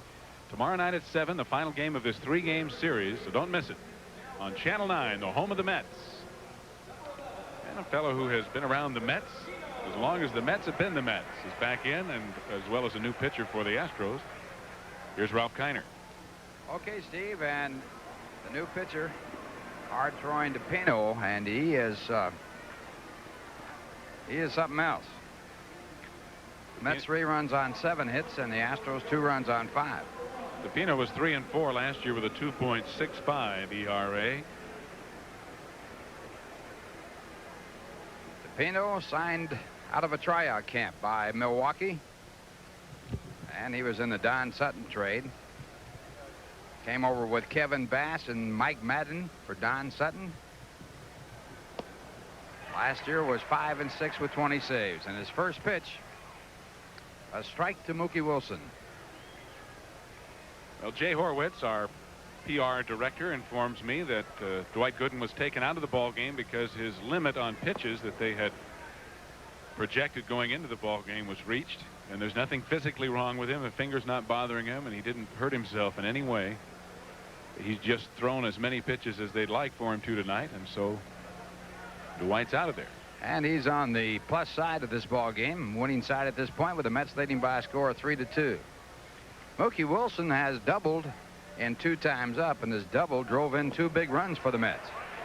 And it's strike 2. 1 ball and 2 strikes.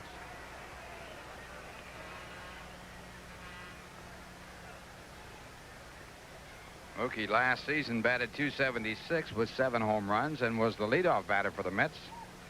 Had 54 stolen bases. Leading off here in the top of the 7th.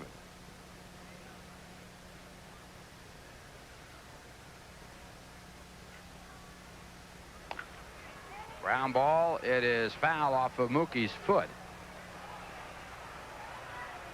So Mookie will try and shake it off. Bob Knepper, the pitcher record on the losing side, worked the first 5 innings, was charged with 3 runs on 7 that struck out 2. Lacoste worked 1 inning. And now DiPino in the ball game here in the 7th. Mookie, a natural right-hand batter, learned how to switch it when he turned over to the left-hand side. 1-2. Stayed alive on the foul ball. DiPino's making his first appearance here in 1984 for Houston.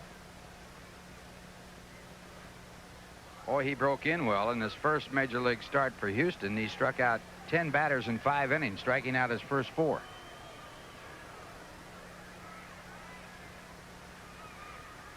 Won that ball game against San Diego. Strike 3. So DePino comes in with a fastball and picks up his first victim. And that'll bring up Hubie Brooks. DePino from Syracuse, New York.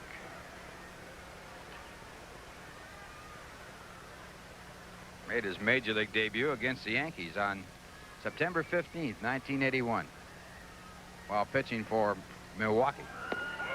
And a strike call.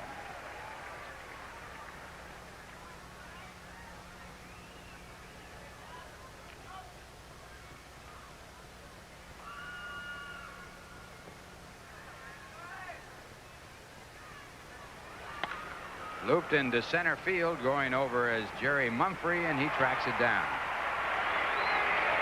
So Hubie Brooks flies out to center field, 2 men away. And that'll bring up Mike Fitzgerald, who has a base hit and 2 times up. Fitzgerald singled to center field in the 3rd.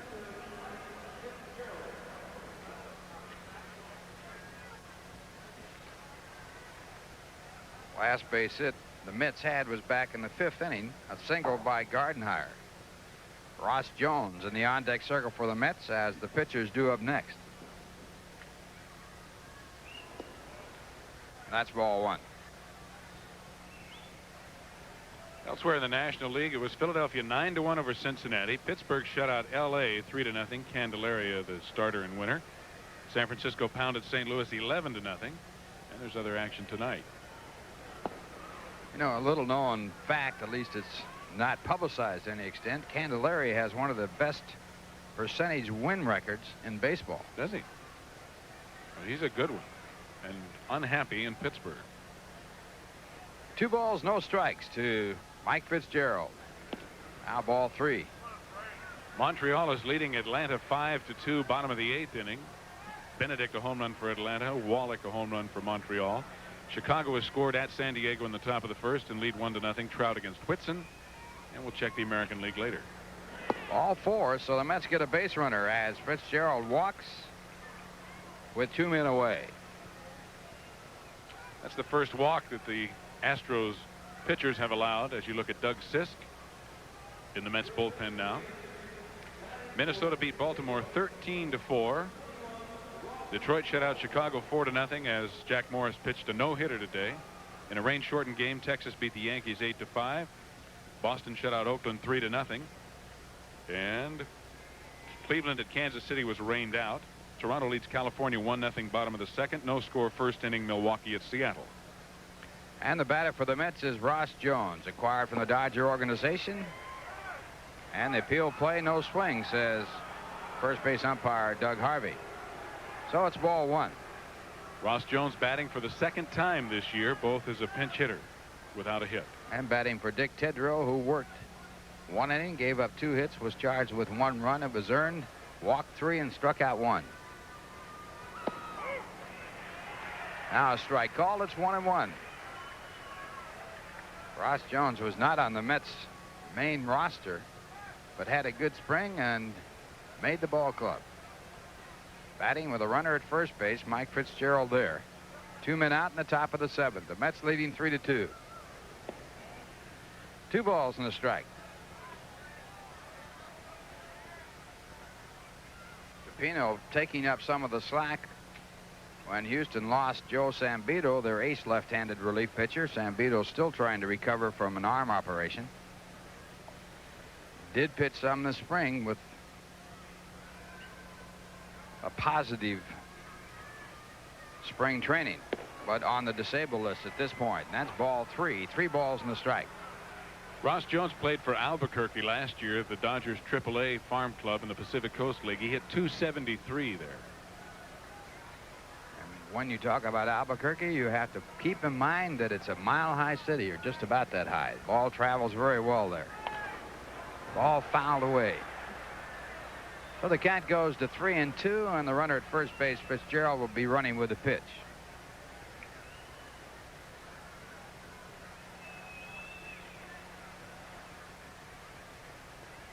Ross Jones, a utility infielder, and taking the place of Bob Baylor in the Mets plans. Baylor going to the Dodgers.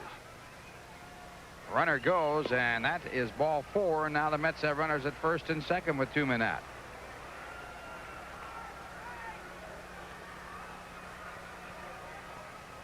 And the batter coming up for the Mets is Ron Gardenhire. Ron with a base hit and 3 times up. The last Met to get a base hit back in the 5th.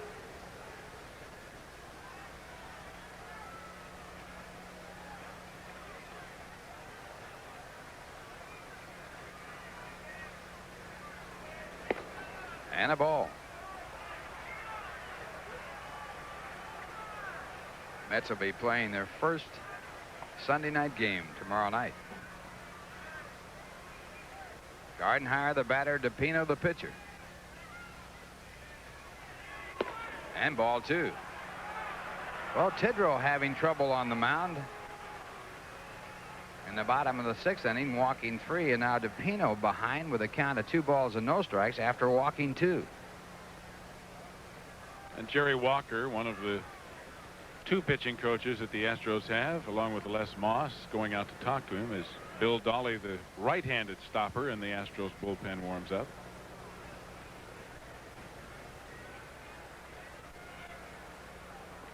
Last year, Les Moss was the pitcher. Last year, Les Moss was the pitching coach. Good ones, you take the bat. 2-0 the count. Good hitting spot here for Gardenhire. Gets a fastball and he can't handle it, so the count now 2-1.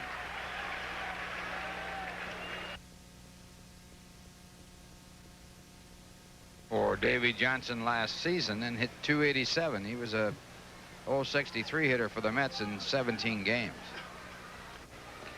Got a tough job here. Back to the fastball. It's hit to right field. Terry Poole will get it. And that catch retires aside. So the Mets get 2 walks and leave 2, and the score at the end of 6.5 innings. The Mets 3 and Houston 2.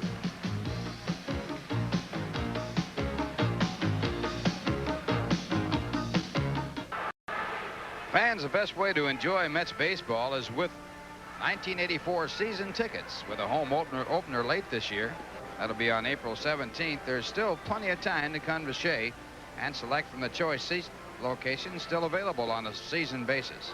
For season tickets, there's no waiting on lines. You maintain the best seats for the big promotional days, and you'll receive a substantial discount from the regular per game ticket price. Best of all, you're near the action all year as the young Mets battle their National League opponents. If you don't want the full season plan, there are plenty of smaller ticket plans to choose from. So take advantage of the best sports buy in town and call for further information. Dial 212-507-TIXX. That's 507-TIXX. And please call Monday through Friday, 9 to 5. Well, Doug Sis, the new pitcher for the Mets, had a fine spring, was 3-1 with a 2.98 ERA. And this is his second appearance. Wednesday night, he saved the game as Junior Ortiz is in to catch. Doug Sis picked up the save in relief of Ron Darling as the Mets picked up their first win. He pitched 3 innings against the Reds, gave up 1 hit and struck out 2. And Sis working to the leadoff batter, Bill Duran, here in the bottom half of the 7th. The Mets leading 3-2. They had 3 runs on 7 hits. The Astros 2 runs on 5. First pitch a ball, and now a foul ball, and the count 1 ball and 1 strike. Last year with the Mets, Doug Sis picked up the opening day win in relief of Tom Seaver and had a record of 5-4 with 11 saves and a 2.24 ERA. And he set a mid-record for appearances with 67, breaking a record of 63 held by Skip Lockwood. Fastball, and it's ball 2. 2-1 the count. Duran in this game 1 for 3, had a base hit in the 5th off of the starting pitcher Dwight Gooden, the doctor. Got a strike, 2-2. Opening day, Doug Sisk got his first major league win, working 3 innings against the Phillies. Vern Rule, the veteran Vern Rule, throwing in the bullpen for Houston.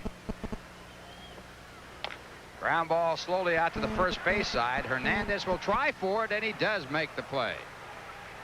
a tough play. Hernandez decided he'd better take it himself and had to make the dive to the bag to get there. Well, he found out that Doug Sisk wasn't going to get there, and that was the only way he could record the out. As Hernandez picks up the ball, he can see right away that Sisk isn't over, and he has to dive and makes a fine play to record the out as Doran runs very well. Hernandez, probably the best fielding first baseman in the game. So one away, and the batter will be Terry Poole. Poole 0 for 3. As you look at the Golden Glover, Keith Hernandez.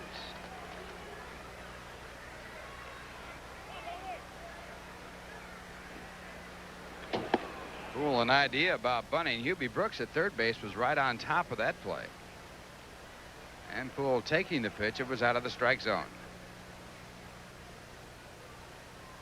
Poole hitting .267 in this short season.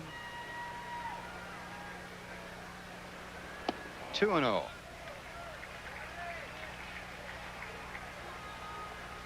Well, if there's been one consistent problem that Doug Sisk has had, it's been allowing too many walks. And pitching behind hitters. Did have a earned run average last year, 2.24. And he misses again, 3-0. Strangely enough, Steve, he was a sharpshooter and almost made the 1976 Olympic rifle team, and he really could hit the target there. This is a little different.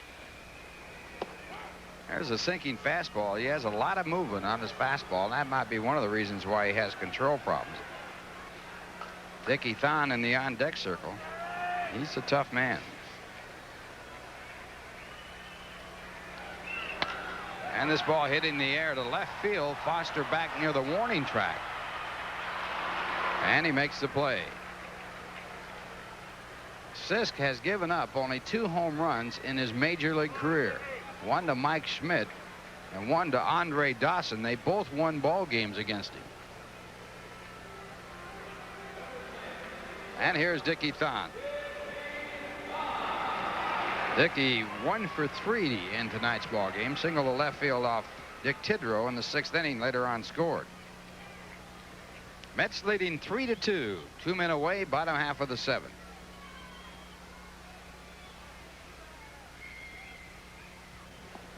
And in the dirt, the catcher is Junior Ortiz. He came in the ball game with Doug Sisk. And we'd assume that they're heading straight up in the batting order. And again, he's behind, 2-0. Just constantly pitching behind the hitters.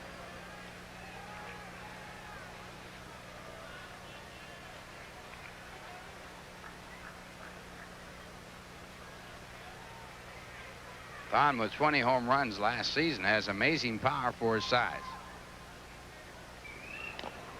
And he fouls off the sinker, 2-1.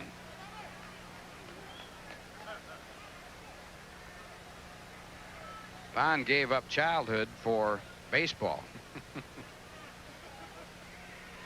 He started young. Started at 5 years of age. I don't think baseball players ever give up childhood. Do you think this is a kid's game, huh? No, it's a man's game, but you got to have some child in you. Now they count at 2-2 in the foul ball. Well, I've seen players cry like babies.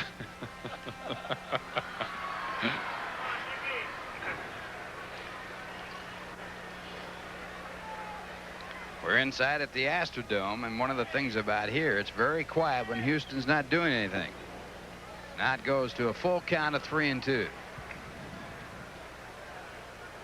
Sisk received a degree in criminal justice from Washington State. And sometimes what he does to the opposition is criminal.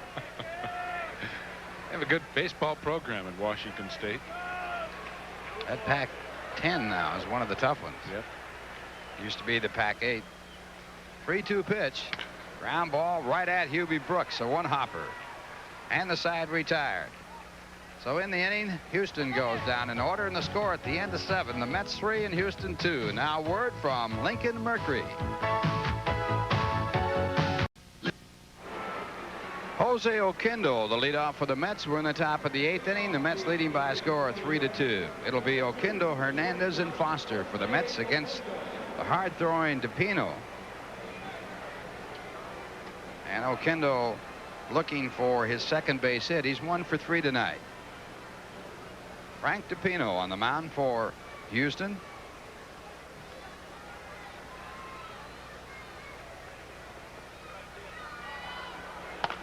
And it's grounded out to the third base side off the glove of Dennis Walling, and it should go as an error. So Oquendo on at first base with no one out here in the top of the 8th inning. The Mets looking for insurance runs. And it is scored an error as Walling comes over, and it should have been a fairly routine play. He just flipped it out of the webbing of his glove. It just went right off the top. But the Mets have a base runner on with nobody out. And that is the first error of this ball game. This has been a fine game. Started back by Bob Knepper for Houston and Dwight Gooden for the Mets. Gooden making his major league debut. And he is the pitcher on the plus side right now as the Mets lead 3-2. Keith Hernandez the batter.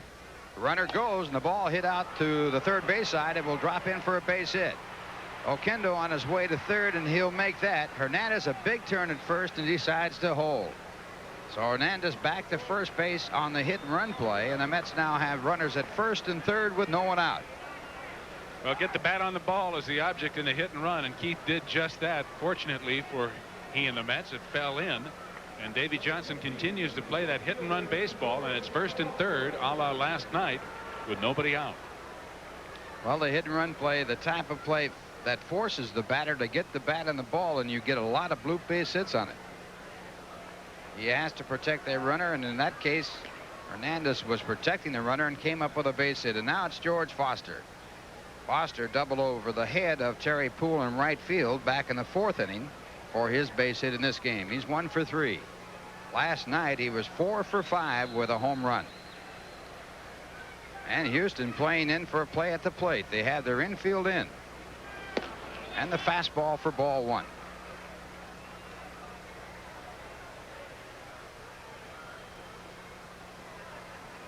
Frank DePino walked 2 batters in his first inning to work and now has given up a base hit. Misses again. It's ball 2 and the count 2-0.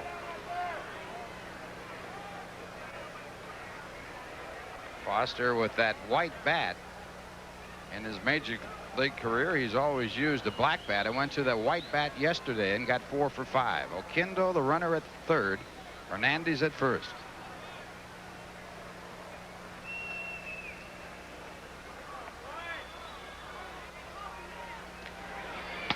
Ground ball pulled foul. So the count 2 balls and a strike.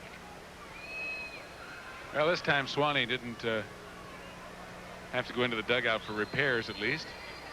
Last night's ball game, if you missed it, Swan almost got decapitated out there trying to guard the warming up pitcher. Jesse Orozco is throwing in the bullpen. That's the reason Swan is out there. 2-1 the count. And now 2-2.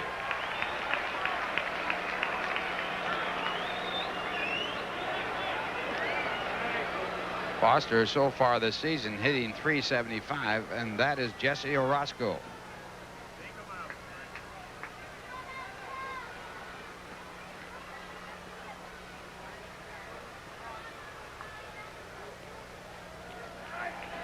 Two-two pitch, he struck him out. So a big strikeout as Foster is sent back to the bench. 1 away now. Second strikeout for DePino. The first one was looking, and George swings at a pitch that is not in the strike zone. A little over anxious. And it looked too as if he wanted to pull that ball, and that's close to impossible. Big strikeout for Houston, and it brings up Darryl Strawberry. Darryl homered over the center field fence in the second. That was his second home run of the season. He also has grounded out and flied out.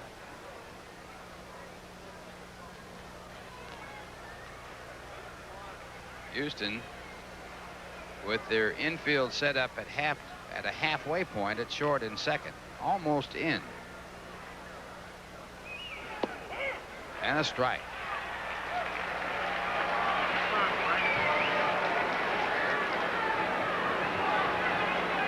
Bill Dolly throwing in the bullpen for Houston.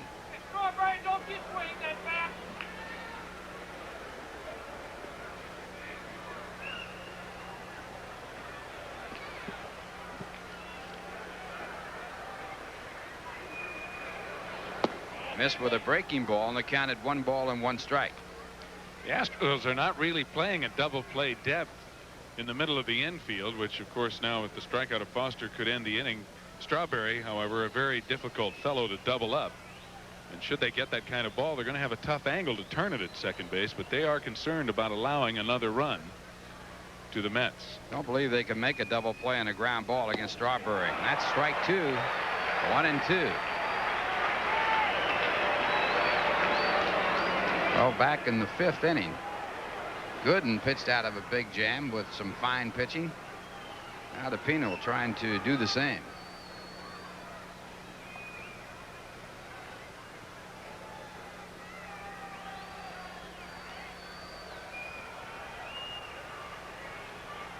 One ball, 2 strikes. Pino set to go. Struck him out. So with a runner on third and no one out, Foster and Strawberry strike out. That leads it up to Mookie Wilson. Left-hander tough on left-handers as he runs that ball away. Darrell hit his home run off the left-handed starter Knepper. But this time the left-hander DePino won the battle. Mookie had a 2-out double to drive in 2 runs in the 4th inning. He is 1 for 3 in the game. And it's popped up and it's playable. First baseman Ray Knight in foul territory making the call. And the catch, and DePino pitches out of a big jam. No runs, 1 hit, 1 error, and 2 men left on base, and the score at the end of 7.5 innings is the Mets 3 and the Astros 2. Now here's a word from Manufacturers Hanover.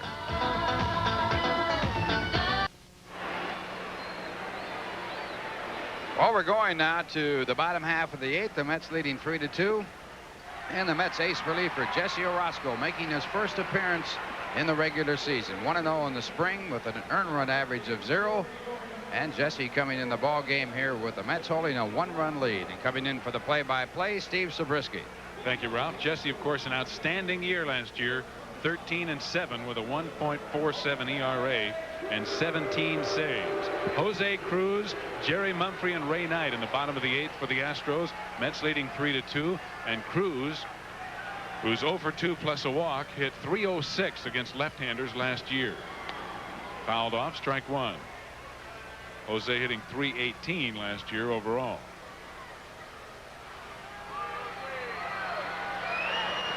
So the Mets have the guy they want out there in this situation with a 1-run lead late in the ball game in Jesse Orozco.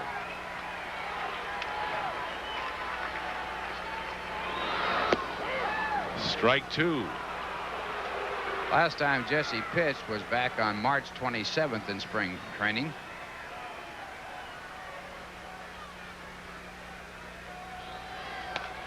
And a 2-strike pitch fouled off. It's still 0-2. Jesse, of course, was devastating last year. Had the lowest ERA in the National League.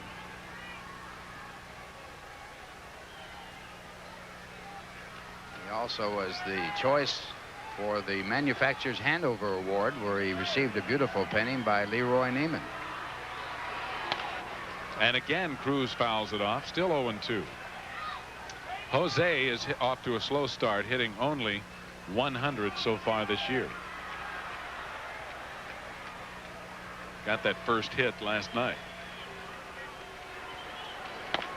Ground ball. Gardenhire charging and makes a good strong throw. There's one away. Not a routine play.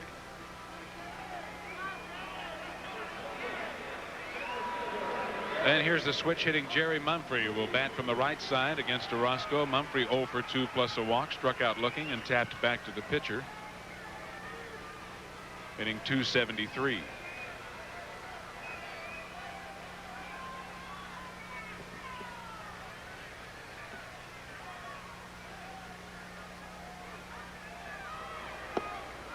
feeble swing. Strike one.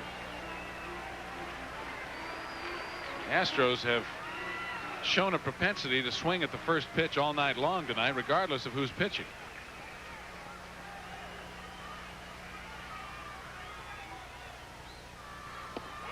And strike two. Whatever happened to Eddie Stanky? Eddie, of course, in his heyday, tried to get on base any way he could, hit by a pitch ball, fouling balls off time after time after time. Could name Ron Hunt the same way. You don't see too many guys that'll take two and hit to right anymore, do you? Not at all. Ron Hunt was hit 50 times in one season. The all-time record. Of course, he's been hit more times than anybody that ever played the game. And he has the bruises to show it. I used to wear a wetsuit underneath his uniform, though, and the bruises didn't last as long. 2-2 now. Ortiz reminding Orozco to get up on top with his delivery.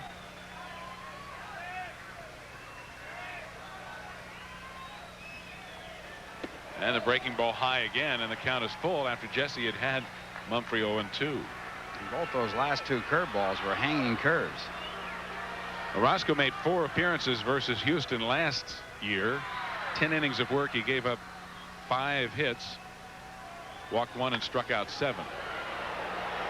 Fouled hard into the stands. He had 3 no decisions and 1 save. Take a look at Orozco's movement. It's tough on left-hand batters and tough on right-hand batters, and he was obtained from the Twins for Jerry Kuzman. Outside, ball 4, a 1-out walk here in the bottom of the 8th to Jerry Mumphrey. Puts the tying run on base. 6th walk given up by Met pitchers in this game.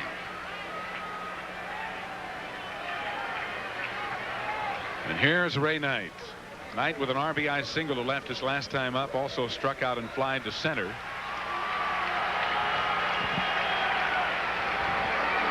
Ray Knight thought he had tied this ball game with that single, but Jose Cruz, who was on second base, failed to slide it home and was thrown out by George Foster. And at this point in the ball game, the key play of the game.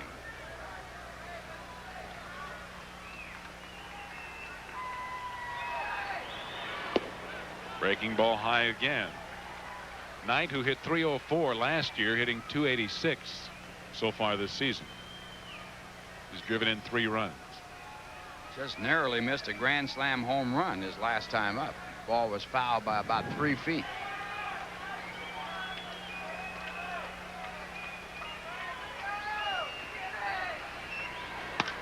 Popped up and playable. Gardenhire drifting out into short right field. Makes the catch. And this is not an easy ballpark for those high pop flies, even with the roof painted. Looked like the wind got that one. Sometimes you can't pick that ball up very easily, but Gardenhire stayed with it, and now there are 2 out. And here's Denny Walling. Walling walked and stole a base in the 3rd, singled to left and scored in the 5th, and struck out swinging in the 6th. Now hitting .182.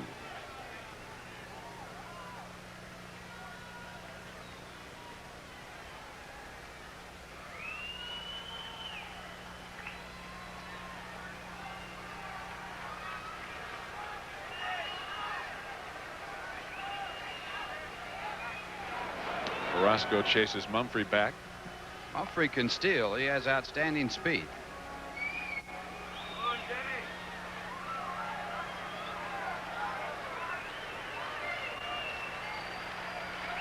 And again, Orozco goes over there. Mumphrey, along with Gene Richards and Ozzie Smith, all 3 stole over 50 bases in one season for the San Diego Padres. The first time that was ever done in the National League. Good fastball from Jesse, and Ortiz fakes a throw down to first base. 0-1 on Denny Walling. Mumphrey stole only 7 bases last year, but as you said, Ralph, has good speed and is certainly capable.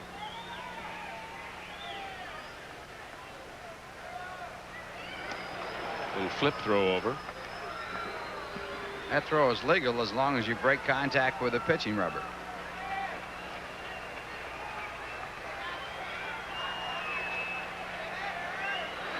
Breaking ball right in there. It's 0-2. And although Jesse has walked Jerry Mumphrey in this inning, he's been ahead of every hitter. He was 0-2 on Mumphrey before he walked him.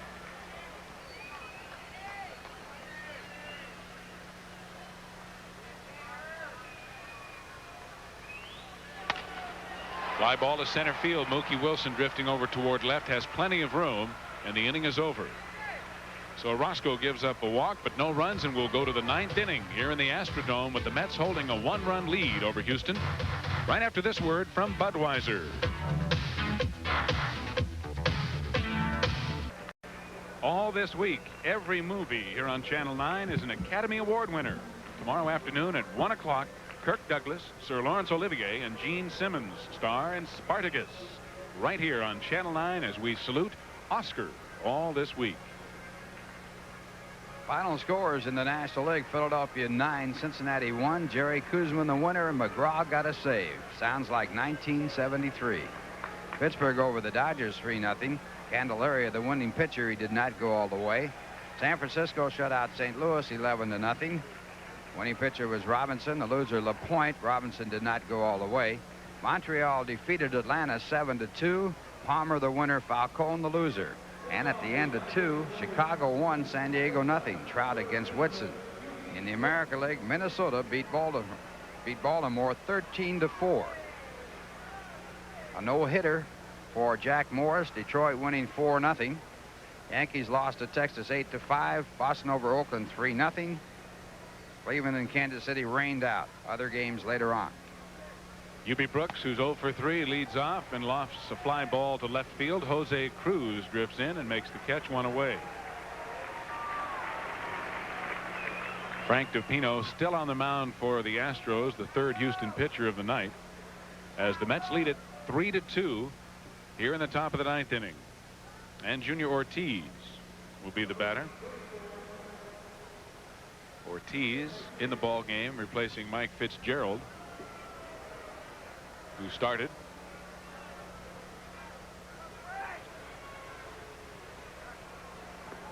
And Junior lines one hard into the seats behind the Houston dugout for strike 1.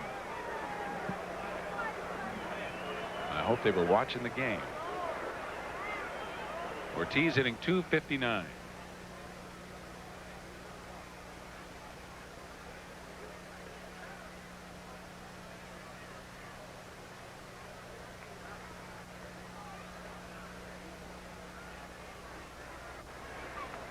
In the dirt, 1-1.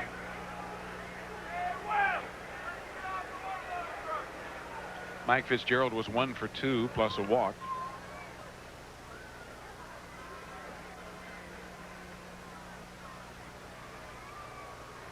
Pino, working his 3rd inning, has given up just 1 hit.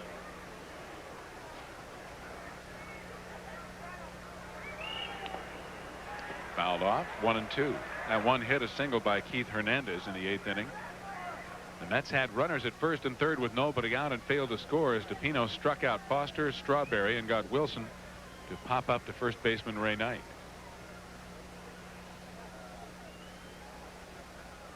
So the Mets still looking for some insurance to take into the bottom of the 9th here in Houston. Breaking ball grounded right back through the middle. Second baseman Bill Doran has it. 2 away.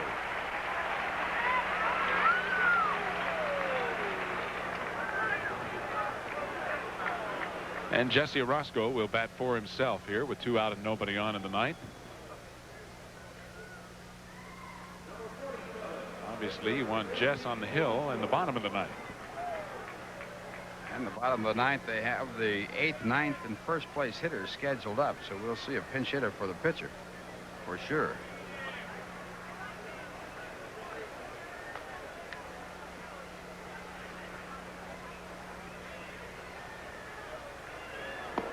Ball 1.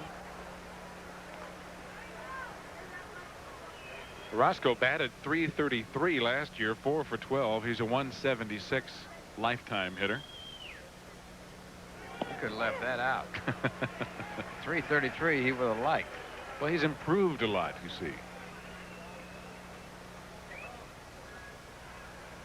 1-1, 2 out, nobody on. And ball 2. DePino has walked 2.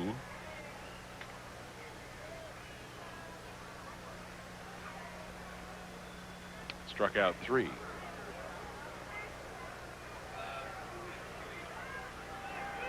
Fastball fouled off, and it's 2-2.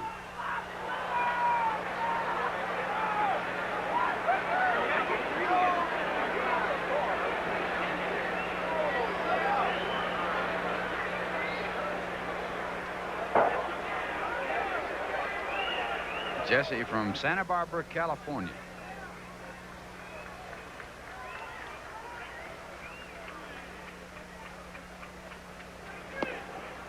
The count is full now. I guess the best ball player from Santa Barbara was Eddie Matthews. He was a good one. Hall of Famer. One of my boyhood heroes, as a matter of fact. I hope he didn't hear that. Now, Ralph, I'm not that old.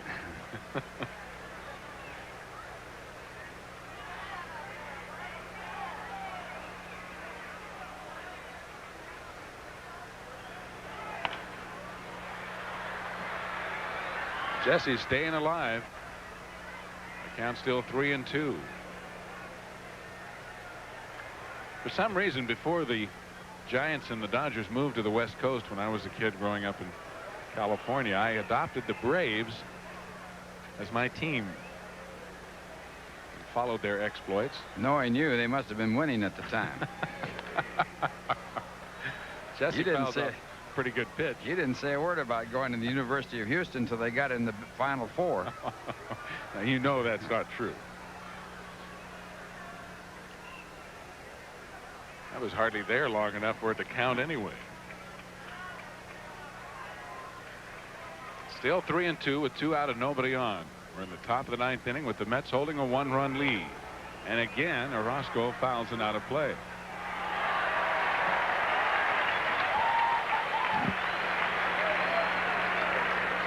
The fans applaud a nice catch by somebody in the loge seats.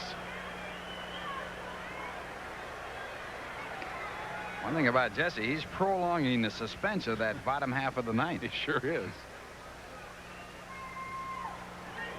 And he takes ball 4. DePino angrily stalking down off the mound, thought he had strike 3. So Orozco works out a walk after fouling off a half a dozen pitches or so. And I was going to say, did you see that no-hitter today on TV? Yes, I did. When Luzinski took that 3-2 pitch, that looked like a solid strike, and they called it ball 4. Jack Morris and Lance Parrish both jumped straight up in the air. They couldn't believe it. Durwood Merrill was a home plate umpire in that no-hitter. And there were a couple other close calls, but with the help of great fielding by first baseman Dave Bergman, whom the Tigers acquired from San Francisco, Morris came out of it with a no-hitter. Ron Gardenhire takes the ball. Gardenhire 1 for 4, single to center back in the 5th inning. You know, it figures he pitch a no-hitter. Anybody that would wrestle alligators has got to be tough. Or strange, or both. He did have a clue to it. He said if you tape their eyes, in other words, put tape over their eyes, they're a little more gentle. That makes sense. They just certainly wouldn't know where to bite. I want to know how do you get the tape in their eyes, though? You better first put some tape around their mouth. 2 balls and no strikes. And a ground ball to short. Vaughn will go to Doran at second base for the short one, and the inning is over.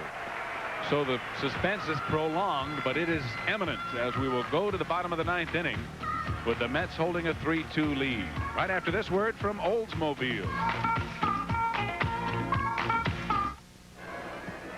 Steve Zabriskie along with Ralph Kiner and Tim McCarver coming to you from the Astrodome in Houston, Texas. Second game of a 3-game set. Tomorrow night we'll be on the air 7 o'clock Eastern time for the final game of this series. And as we go to the bottom of the 9th, Jesse will be trying to save it for Dwight Gooden. And on tomorrow night's telecast, Mike Torres, the opening day loser in Cincinnati, will oppose Joe Niekro, who lost the Houston opener for the Astros, as they go at it here in the final game of this series. We'll be on the air at 7 o'clock Eastern time tomorrow right here on Channel 9. And lots of things happening tonight as Dwight Gooden sits in the dugout. I don't believe Ralphie has gone into the clubhouse as many starting pitchers would, as he wants to hang on. There he is. Well, he's sitting on his first major league win. That's if right. Roscoe can preserve it. Dwight pitched very well, pitching the first 5. He gave up a run on 3 hits, struck out 5, and walked 2. And here is Alan Ashby, who will be followed by a pinch hitter. It looks like it'll be Floyd Bannister, who's out on deck, and then the top of the order in Bill Doran. Did I say Floyd? Alan Bannister, Floyd Bannister, a pitcher in the American League who worked today, as a matter of fact. Who used to pitch here. That's right. Ashby takes a breaking ball for strike 1. And now a ball has gotten away from the Houston bullpen. No, it's a pennant that fell down from the stands, apparently retrieved by the ball boy down there.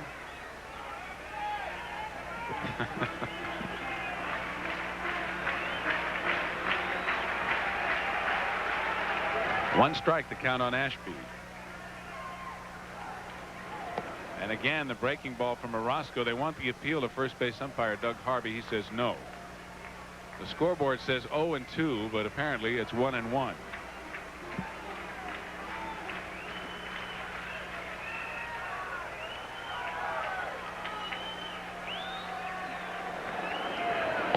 And a breaking ball away. 2 balls and 1 strike. Ashby, a switch hitter. And the Mets playing him straight away.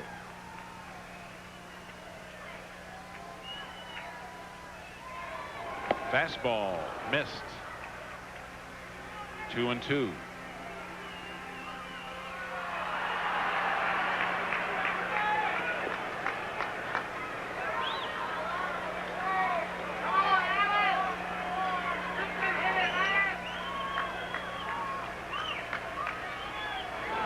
And a breaking ball, Hubie Brooks, and a good strong throw, 1 away. Well, we should have Tim McCarver up here because Tim is not an advocate of playing close to the line. And Hubie was guarding the line to guard against the extra base hit and had a tough play to get that ball, which looked like it might go through for a single. One of the things that helped him is that Ashby does not run very well, and Hubie had time to right himself and make a good throw. Well, here's Alan Bannister. As you see, hit 125 in the spring. He's appeared in 1 game, but has no at-bats officially so far this year. #1 draft choice by the Philadelphia Phillies. And at one time held the record for the most hits by a college player. An NCAA A1 rating was broken by Hubie Brooks while playing at Arizona State. They both played there. Speaking of Hubie, he's moved off the line now, and the breaking ball is missed. It's 1-1.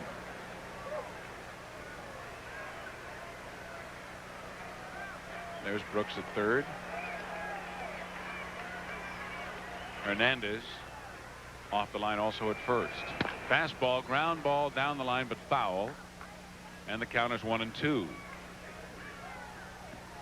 1 out, nobody on, bottom of the 9th.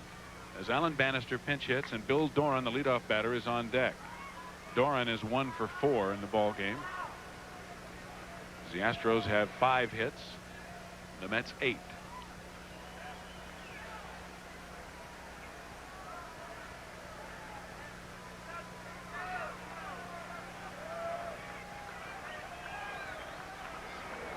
Fastball outside, check swing, foul, out of play, and the count still 1-2. Bannister in the American League hit .271.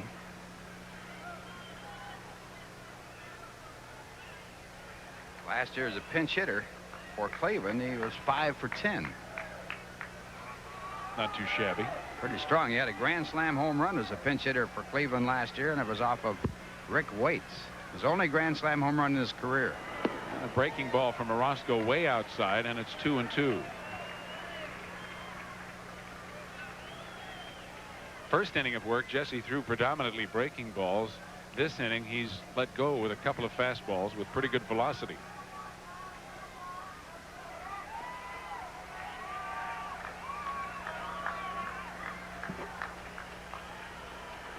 And the breaking ball popped up foul out of play, high behind the Mets dugout, and the count holding at 2-2.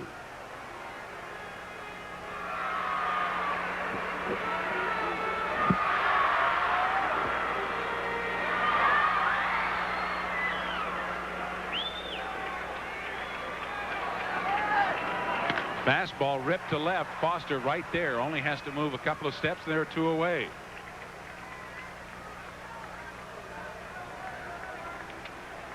So 1 out remains, and Bill Doran is the last chance for the Astros.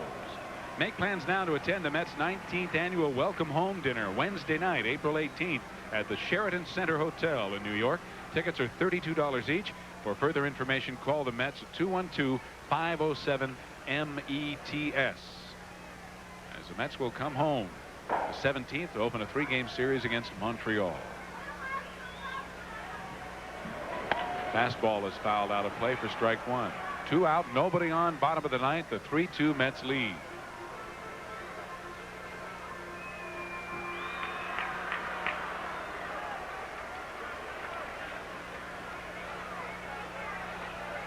Tim McCarver has made his way down to the field, and we'll hope to have an interview with Dwight Gooden after the ball game. There's a line drive, sounded like a broken bat, base hit into left field, and a 2-out single by Doran, his second hit of the night, keeps the Astros' hopes alive. Broken bat, base hit, and they all count, and that keeps everything alive. And we're going to have a pinch hitter. Let's look at it again. He got in on the trademark, but Doran managed to fight it off and looped it into left field for the base hit. Terry Poole is scheduled to hit, a left-hand batter, with a tying run at first, but it's going to be Phil Garner. Well, they're going to the Old Pro, and Garner, who's been felled by that upper respiratory infection, in fact spent time in the hospital and only returned to the Astros in uniform yesterday, will make his first appearance of 1984. As you see, he hit .260 in spring training. And this guy's a gamer. He'll give you everything he has, whether coming out of a sick bed or not. Garner last year hit .238 in an off year for him. Drove in 79 runs, hit 14 home runs, and probably it's got to be one of the smallest cleanup hitters, as he batted 4th in the Astros lineup last year, in some time. Doran at first, representing the tying run here in the bottom of the 9th. Garner the winning run at the plate with 2 out.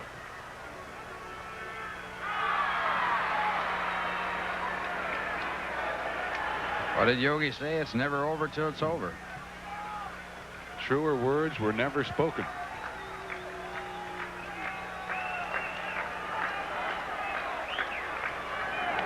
Fastball fouled back, strike 1. Garner coming to Houston from the Pittsburgh Pirates. Houston giving up Jim Ray. And the reason for that was Garner was not going to re-sign with Pittsburgh. Throw to first. Doran did not have a big lead.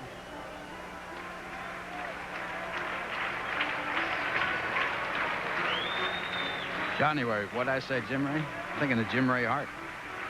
Former San Francisco Giant. 1 strike to count on Garner. And a curveball and a beauty for strike 2. So Jesse in control here with the Astros down to their last strike.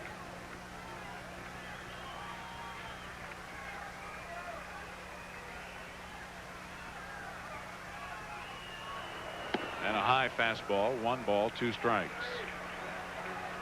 Threw that ball up there like he was trying to miss with it on purpose to set up the next pitch. That's the big advantage in being ahead in the count. Breaking ball, and it's lined to left field, but Foster has a beat on it, and the Mets win 3 in a row. A 3-2 Heart-pounding victory as Dwight Gooden picks up his first major league victory, the 19-year-old who's making the jump from Class A to the big leagues. Jesse Orozco picks up his first save of 1984, and Tim McCarver will have a word with Dwight Gooden, and Ralph and I will have a wrap-up from the Astrodome in Houston. The final score, once again, the Mets 3 and the Astros 2.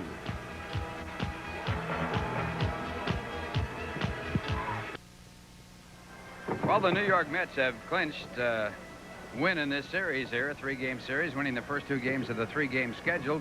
The Mets won a 3-game series back in 1982, and this is the 9th that they have won against Houston in their career. Home run by Strawberry in the second over the center field fence gave them a 1-0 lead, and then a 2-out double by Mookie Wilson drove in 2 more runs. A big play in the ball game, Steve, had to be the play when a base hit the left field by Ray Knight with runners at second and third, and the runner at second base, Jose Cruz, failed to slide at home and was thrown out by George Foster, the left fielder. So the mechanics of baseball are a very big part of this game. If he had slid, then it would have been a tie ball game at 3. He might have been safe as right, Ralph, and you really can't blame Jose Cruz because Dickie Thorne, who had scored ahead of him, and the on-deck batter were both standing there and said nothing to him about whether or not to slide. Foster made a fine play. George's defense has been outstanding. But I think the big thing in this ball game, and you're going to find out from Dwight Gooden in just a minute how big it was for him, has to be the fact that for a couple of years now, and particularly throughout this spring, we've been hearing about these good young arms that the Mets have. Well, going back to Wednesday night, when Ron Darling won the ball game, Walt Terrell winning here last night, and Dwight Gooden picking up his first major league victory tonight, we're beginning to see that those things that we've been hearing are really true. The Mets do have fine young pitchers, and the Mets are also playing outstanding defense, and that's the reason they've won 3 in a row. Well, Orozco picked up his first save of the year. He had 17 last year, and he saved it for Dwight Gooden. And let's go down to Tim McCarver for an interview with Dwight. All right, Ralph Kiner, thank you very much. Dwight Gooden, you got a lesson tonight in starting your first major league game, and you also got a lesson in rooting, right? Because you stuck around those last 4 innings just to make sure that that bullpen put the clamps on things. Right, I hung around to see what was going to happen. I felt great out there. First battle I had a little jitters, but after the first battle was over, then everything just seemed to fall in place. For those who have never started a big league game, what was your day like today? Well, the day, it's like everything was going slow. You know, I was impatient, really trying to keep myself busy to the game time, and I was really pumped for the first one. And you were fired up, and you had amazingly good control. You only walked 2, you struck out 5, and they clocked you at 95 miles an hour. Was that about on time? Yeah, that was about right. I knew I'd get up there this year. Last year I topped about 93, 94, but this year I just felt great. You know, I just went out and wanted to get my best, keep the ball club in the game best way as possible. And Dwight, the interesting thing about a young pitcher who can throw breaking balls behind the hitter, as you did, or behind the hitters, as you did so well tonight, a lot of curveballs you threw in a 1-0 count, a 2-1 count a couple of times. You really have confidence in your breaking ball, too, don't you? Yeah, my curveball, I've got a lot of confidence in it, and when I'm behind batters, I like to show up my curveball and, you know, let them know I can get over the strikes. And once I get command of my off-speed pitches, and then I have my fastball just that much better. And your mother and father being here tonight didn't hurt things, did they? No, that made things a lot better, you know, relax more, and just had to go out and do it. I have rarely met Ralph Kiner and Steve Zabriskie, a more composed young man. Dwight Gooden with his first major league win tonight. Now let's go back up to the booth to Ralph and Steve. And the first chapter in a book of Dwight Gooden, and it might be a long, long book. A book I'm sure he's going to like to read at the end of his career. Today's star of the game will receive compliments of Wayne Scott. Young man's shirts, sweaters, active wear, and sets and styles and colors. For all the man you are, Wayne Scott. Tonight's guest will also receive from Daniel Mink a sports watch that's a stroke of genius and ready for any course of action. Daniel Mink's exciting watch collection is available at Bloomingdale's. The line score of the ball game: the Mets 3 runs, 8 hits, no errors. The Astros 2 runs, 6 hits, and 1 error. Once again, the final score: the Mets 3 and the Astros 2. The participating advertisers in New York Mets baseball have been Budweiser, the king of beers and proud sponsor of the U.S. Olympic team. For all you do, this Bud's for you. Manufacturers Handover Trust, where our facts make your money worth more. Datsun, Nissan builders of high-quality cars and trucks for over 50 years. Available at your Datsun dealers. By Exxon and its thousands of independent dealers. And by your tri-state Lincoln Mercury dealer. We're on a roll. Until tomorrow night at 7 o'clock New York time when the Mets take on the Houston Astros in the final game of this 3-game series. This is Ralph Kiner saying so long for Tim McCarver and Steve Zabriskie. The executive producer of Mets baseball is Ralph Robbins, directed by Bill Webb. The associate director was Tom Schaffery. Tonight's game was produced by the channel.